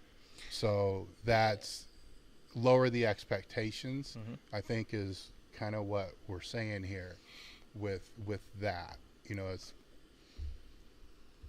that's yeah. I mean, your body will adapt to what you put under it, or put it under, but there's also that whole, like we mentioned earlier, the idea of tissue tolerance. Like if you haven't developed that over the course of time, you're just kind of well, there's the reality of this too, which is actually kind of humorous in a way, because let's exclude those outliers that you look at like, holy shit, you know, look like at the girl arm. from The Exorcist. Yeah, they got like a 2-inch. Let's exclude those because they're rare. Yeah. I mean, they really are. They're rare. They're even more rare when you look at across everybody that bench presses. So you take it out of powerlifting, but everybody that bench presses. Yep. The people who are typically asking this question, if we sit there and we look at them and we're looking from the side and we're like, is he even arching? They're arching like this much and creating these issues. It's like, dude, you're not even arching enough to reduce the bar path 1/4 inch. You're actually causing less stability by trying to arch more. That's the reality. Yeah. Like, that's where you're getting, where a lot of people, I think, get mixed answers, because a lot of people are looking at these anecdotal things and they're not looking at the reality. It's like, man, my back every time's, you know, we know somebody we train with, my back hurts every time, you know, and it's like, dude, you just stop trying to arch, because I'm telling you from the side, you ain't. Yeah, right. Because it ain't there. There ain't no part of your back that's off that fucking back. So why don't we just embrace the flat back? Yep. And just push down and drive through and go. That's, to me, that's the reality of it all. Yeah, I agree. Next one we got is your favorite movements for strengthening the obliques. Nothing. Avoid it altogether. It depends. I mean, I'll answer first, but it depends upon what you mean by strengthening, right? So if the majority of the people that I've helped are just worried about increasing their squat or their deadlift, they're not trying to strengthen any rotational pattern at all. So what we're trying to strengthen, I guess, would be anti-rotational. We're trying to keep it in that position. So my answer is going to obviously be different than if I was working with, well, say pole vaulters. Right. So it's different. Right. So so when I hear that, strengthening the obliques, my default answer is for a squat. For a deadlift, we're talking anti-rotational. What are you currently doing now? How long you've been doing it? If you've been doing it for 2+ years, you probably need to change the exercise just because you're used to doing it. Right. And then if, you know, the strength is there, the stability is there, is it, if we try to do anything to try to break that sagittal plane, how fast does it break and how easy does it break? And then usually it breaks pretty quick. Right. You know, so, I mean, lay on the floor, put your legs up straight, try to drop to the side. How can you hold it mid-position? I mean, that's just a stupid test. Or you can put your hands in front. You know, Yeah, for sure. Go there. So most of the time, if they're not training doing any torso, core, ab, whatever the fuck you want to call it. If they're not doing any of that work, they just need to do some of that work. That's usually the case. They're not doing anything. Yep. Now, if they are doing that, they're typically need to work more on, you'll call it something different. I would call it more isometric type strength. You know, say what's the buzz term? Anti-rotational now. Yeah. Just anything to strengthen that. That's my take on that. So there's two answers. Either you're training your core, if you're not training your core. If you are training your core, to see what you can do with that. Well, what are those exercises? They're stupid. So I'll let you. Yeah, stupid functional shit. So very simple. Suitcase carries, right? Like. And focus though. And really focus. That's where people fuck it up. They just like pick something up and just move. You don't need the 10 pounds. Just focus. Put your hands on your side. Are you actually doing what you're supposed to do? Not only that, even to regress that even further, I would say if you do a side plank correctly, I think you'd be surprised at how weak most people are at doing those correctly. I know me and Brian shot a video going over the big three, and even our very strong demo model that we had, she was shaking when we were doing the side planks, right? So, and for a lot of people, it's probably going to be too much. Absolutely. Yeah. So you may have to regress to your knee. You may have to, kind of adjust as you go. But the idea is like Dave was saying, is if your goal is to just get a bigger squat, bench, deadlift, you're always going to be utilizing your torso as one piece, right? You're never really going to be isolating in those movements. But the idea is you should implement some sort of a bias to the anti-rotation, so the obliques are doing a little bit more than they normally would, right? Because you never know, you get into a shitty position on a squat, maybe you start twisting a little bit. You don't want to break as soon as you get out of those planes of motion. That's why having an off season, like GPP phases, right, are so important to be able to work on some of this shit that you normally won't leading up to a meet. Yes. Right? I mean, there's these are the things that I use in those off season. I don't really have a season. Yeah, right. What I use in Sure. the phases are targeted more towards that, that most people won't have access to, but I'm going to put it out there just to demonstrate how I implement these things in there, because if I go too long without putting those things in there, something breaks. Right. For me, it just happens.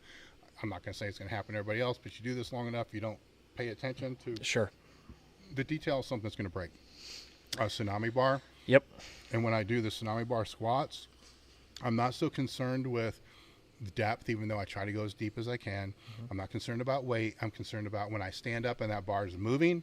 Am I flexing my ass? Am I flexing my obliques? Am I keeping in a braced position while that bar is still moving, right? So that is, in a way, anti-rotational. It's absorbing all that. And if I'm not feeling it in the ass and the abs, then I am not flexing hard enough. It's not a matter of the weight on the bar. It's a matter of how hard am I flexing. Yep. Everybody knows what a side bend is. Listen to me before I get lambasted. I'm not telling you to do a fucking side bend.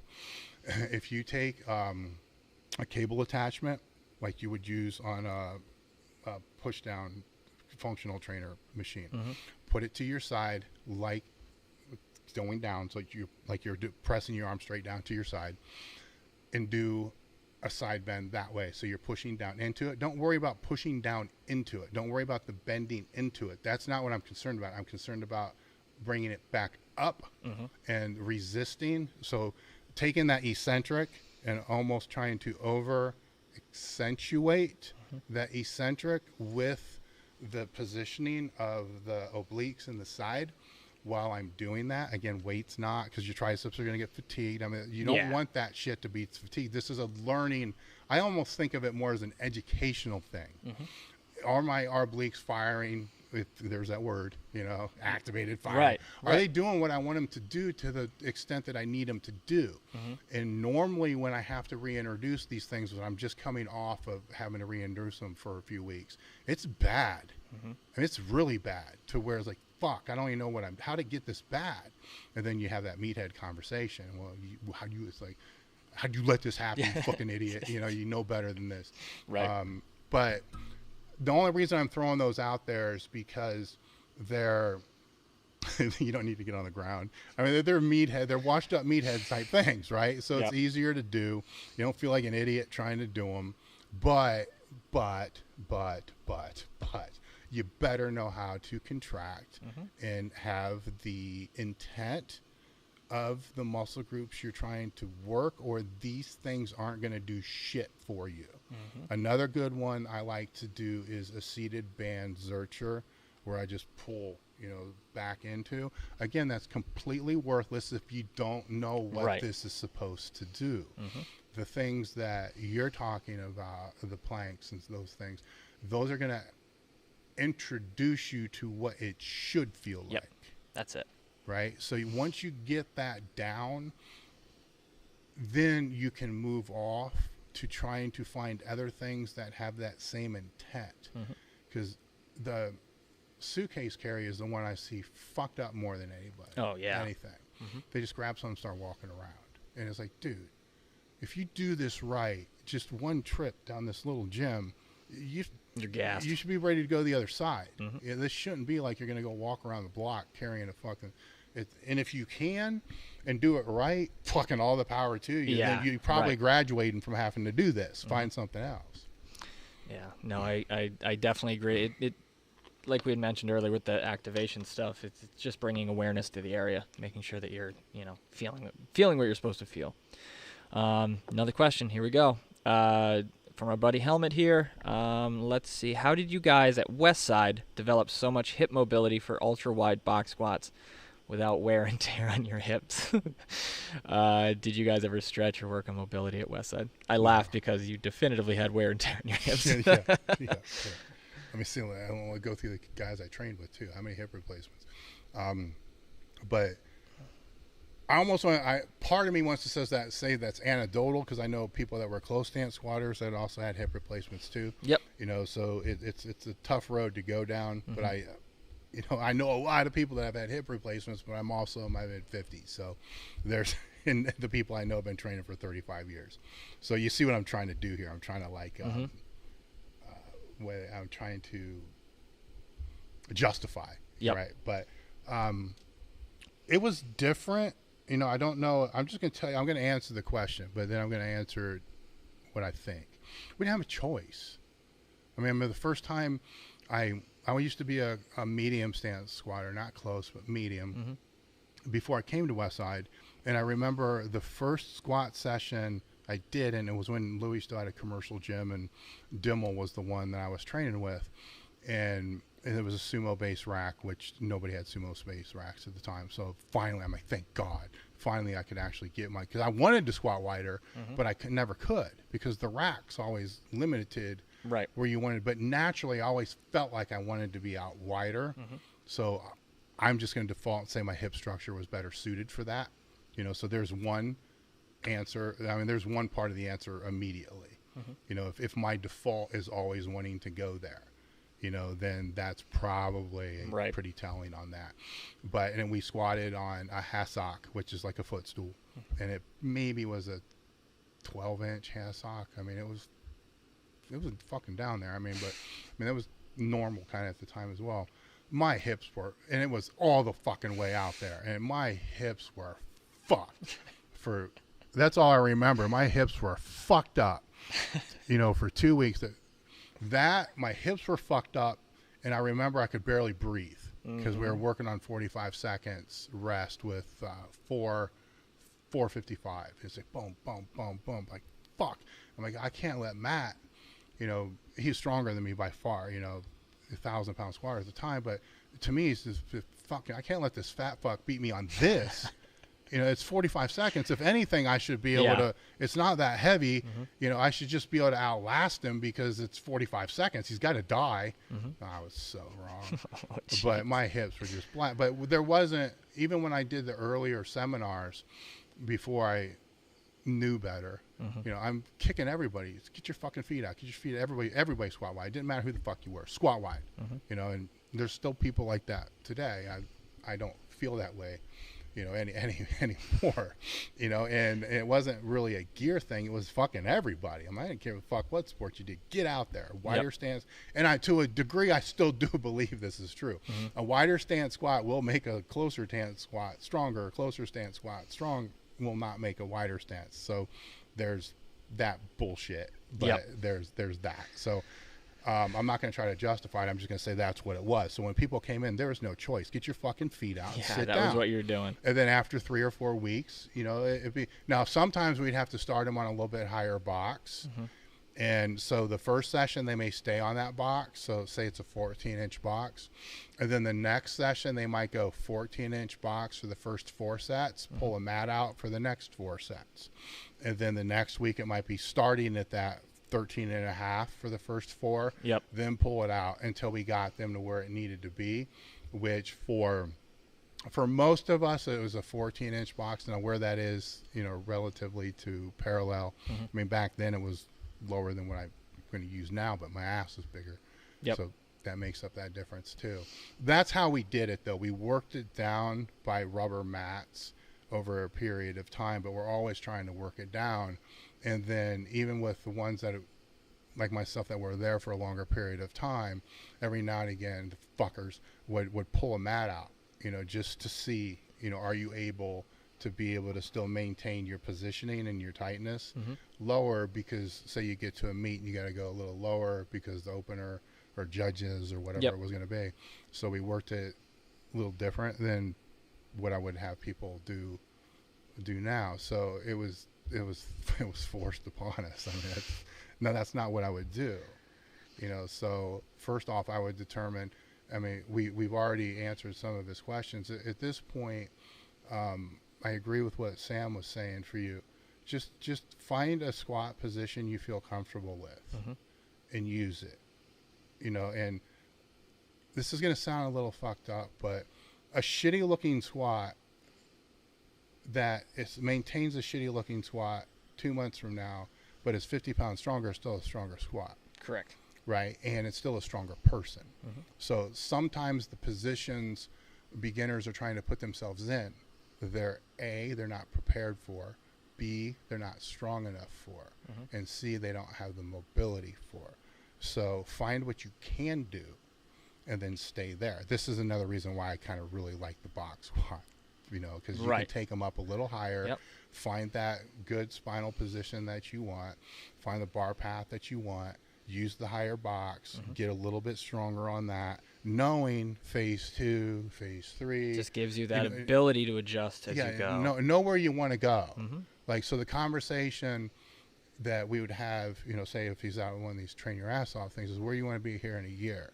And then just back it off and say, okay, let's go to the high box with this position here that you're comfortable with. You know, that you feel solid with, that you no longer question yourself about. This is your position for the next 3 weeks. Roll with that. And then go here, because here's where you want to be in a year. You got how many 3-week phases until you get there? You know, a lot. Yeah, you absolutely. It's a lot of practice. Yeah. We have a business question that came in from Michael Holder. Dave, if you got a $1,500 budget to start your personal training passion in a small garage, and you already had a bench, a barbell, and 300 pounds of plates, training newbies only, what would you invest in? So he has the bench, he has a bar, 300 pounds of plates, and a $1,500 budget to add to that. Training general population, newer lifters. My first question is, what do you need $1,500 for? I mean, seriously. Yeah. Going into business, there's, I mean, this can be. This is a whole nother, I feel like another episode. You know, this can be a long, I mean, what do you have to work with? Right? Because I can sit here, I'll just throw out examples for us. I can sit here and name several positions that I'd love to have. Like, we need X position, we need X position, we need X position. Fact of the matter is, I don't have the capital to do it. Right? So what can we do? Right? That's the question. So even when we have our meetings and our discussions, it's like, okay, we know where we want to go, right? And we know what the first solutions for all those are going to be. But then it has to pivot to, okay, what can we do? Because then that changes everything, right? Because that's the world we live in. So I'm looking at this situation as, you got a garage, you got a rack, right? Is that what he said? He had a rack? Did not say rack. So bench, barbell, weights. Okay, bench, barbell, weights, right? So you got a garage, you got bench, barbells, weights. What do you not have? What do you not have? I mean, you want to start this personal training business. What do you not have, which is part of this equation, that's necessary for this business to work? What's missing? A client. You can train people with calisthenics in a park. You know, even, let's just think back, let's put this in perspective. When the C word, you know, I don't know, like I said, I still don't know. What the fuck, we don't monetize, we don't make any money on this shit anyhow. So with the, you know, during COVID, when everything was locked down, Even the people that others would look up to and say, that's a great trainer, that's a great trainer, that's one of the best personal trainers in town, this guy's got the best facility in town, this is the best dude in town, this is the guy that gets all the referrals. Yep. All those people had to find a way to train people in a fucking park. Mm-hmm. Meaning they had less than this guy has right now. Yep. And made it work. Mm-hmm. Right? So what do you have and what do you don't have? You need a client. Oh, yeah. Get a client. Right? That's the first thing. Mm-hmm. I don't care if you need to train them for free. I don't care what you need to do. Get a client. And then from that client, you know, I'm more a slow growth person. You know, from that client, then you can start working. What's your referral system? Mm-hmm. Because in the market you're in, referrals are everything. You can do Facebook marketing. The whole Instagram thing kind of blows my mind with a personal trainer working out of a studio type. I don't fucking understand that one bit whatsoever, unless it's for the client's benefit. Right. Like you're seriously going to get a client off fucking Instagram. I mean, you're spending all, I don't fucking understand it. Work on your referral system for the 5 clients you have. Mm-hmm. So those 5 clients can become 10, 15, 20, you know, and so forth. So get a client and then start practicing just the narrative that you have with this client on, you know, and work with them. It's your first client. You don't think they're going to want to see you succeed? You know, fuck, you're probably going to be training them for free anyhow. Yeah. So their cost is going to be, hey, what do you think I should do, or what do you think I can say to get in other people mm-hmm. like you? Yeah.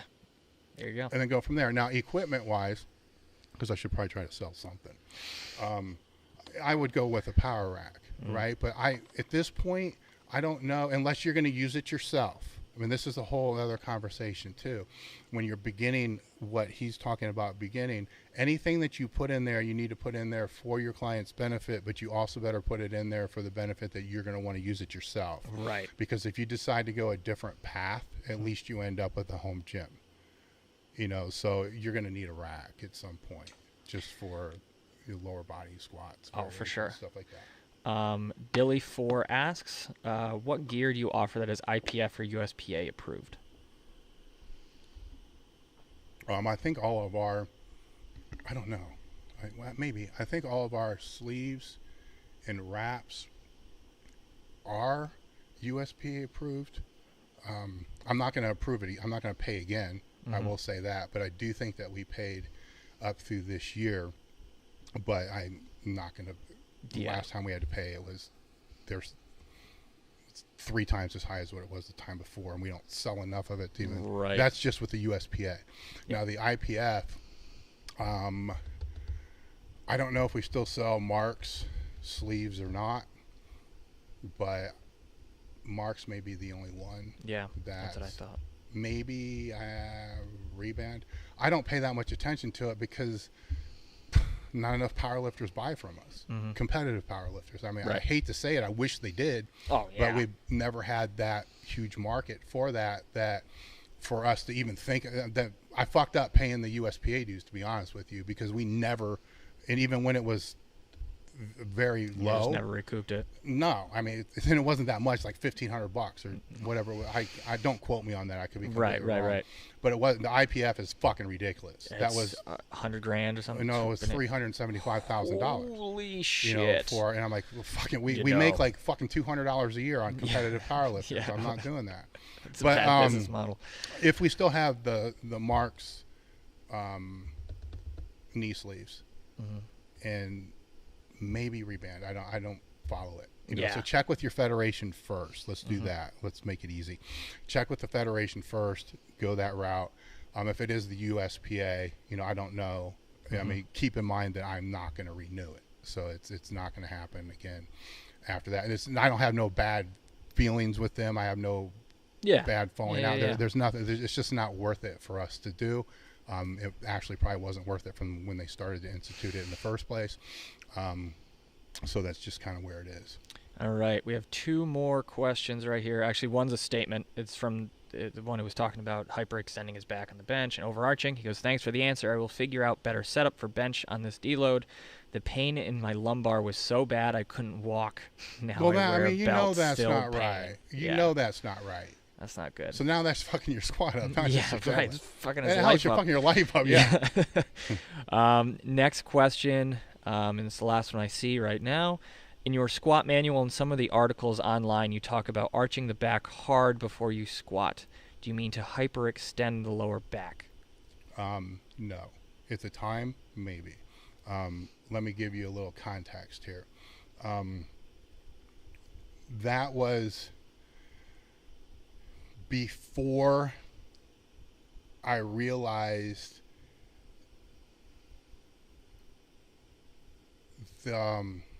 I was never actually telling people to, like, good morning the stuff out, right? What I was seeing with everybody I was working with at the time is they had their hips all, this is using a monolift, they had their hips all way too far under the bar. So when they would go to pick, they'd almost fall over, right? So my cue for that was hips back, arch the bar out. That put them in that position to where the hips were closer to the bar. They were able to use their legs to actually stand straight up with the bar. So when I say that was before I realized, I'm not saying it's before before I realized that the words, like, I want to say before I realized words matter, but context matters, right? Because a lot of those things where I was only writing for 3 or 4 years, in the industry. So I was writing what I was telling people in the gym, writing what I was telling people in the seminars, and writing what I was telling people as a personal trainer. I mean, I was writing what I was telling people from, Gen Pop all the way up to advanced lifters and strength coaches and the athletes I was working with at the time. This is what I was telling them to get them in the position that I needed them to be in. So I was just naturally taking what I was telling people, putting it on paper. And then it took me a while to realize when it was on paper what was actually happening that people were doing. Right. And then it's like, oh, wait a minute. That's not that. Yes, that's what I was saying, but what I was saying isn't really the intent that I was having see, because I was trying to have them compensate for what was being compensated the other way.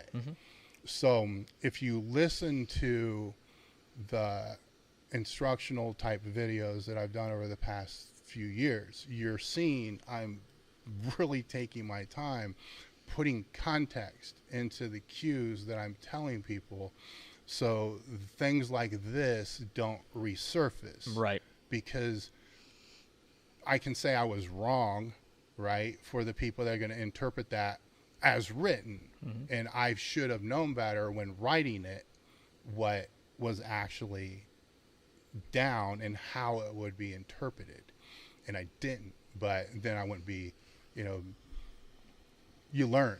Right. So now I'm to the point where you're almost afraid to say anything because how's it going to be taken? But when you have different people that you're instructing, on video, like the Train Your Ass Off and when Juji and all those come out, and you can say, this is why I'm saying, because this is him. Yeah. I think in a more broader sense, that's going to be able to help more people because they're going to see the same thing explained to different people in different ways that these people are able to actually interpret and use, where that becomes a big negative with global cueing across the board. Now the cynics or the critics of what I'm going to say of what I just said would say, well, everybody should use exactly the same thing, then there wouldn't be this misinterpretation. I don't necessarily disagree with that, but good luck in fulfilling that mission. Right. I got to live in the real world. Right. And that's what, and so it's I get it, so I think that's the best way I think you nailed it. I nailed it. Yeah. So that was the last super chat that we had. That was quite the stretch there. Do you want to wrap this up? Do you want to finish it up here? We can wrap it up. Wrap it up. Down. Cool. What you gotta do. All right, guys. Thank you very much for checking this out, for joining us here live, for the super chats. We really greatly appreciate that. It directly supports what we do here at Elite FTS, which is trying to live, learn, pass on, right? There we go. So, guys, thank you very much for joining us, and we will see you in the next one. I think it's good just to kind of face back and treat yourself like close to a natural athlete, so you can appreciate the diet and the training modalities and you know, rhythm and volume and intensity again. Because when you're on, you kind of lose touch with that, you know, or at least a lot of athletes unless they're under good guidance of a coach. And even then they have the coach to guide them, because themselves, it's very hard to do it yourself.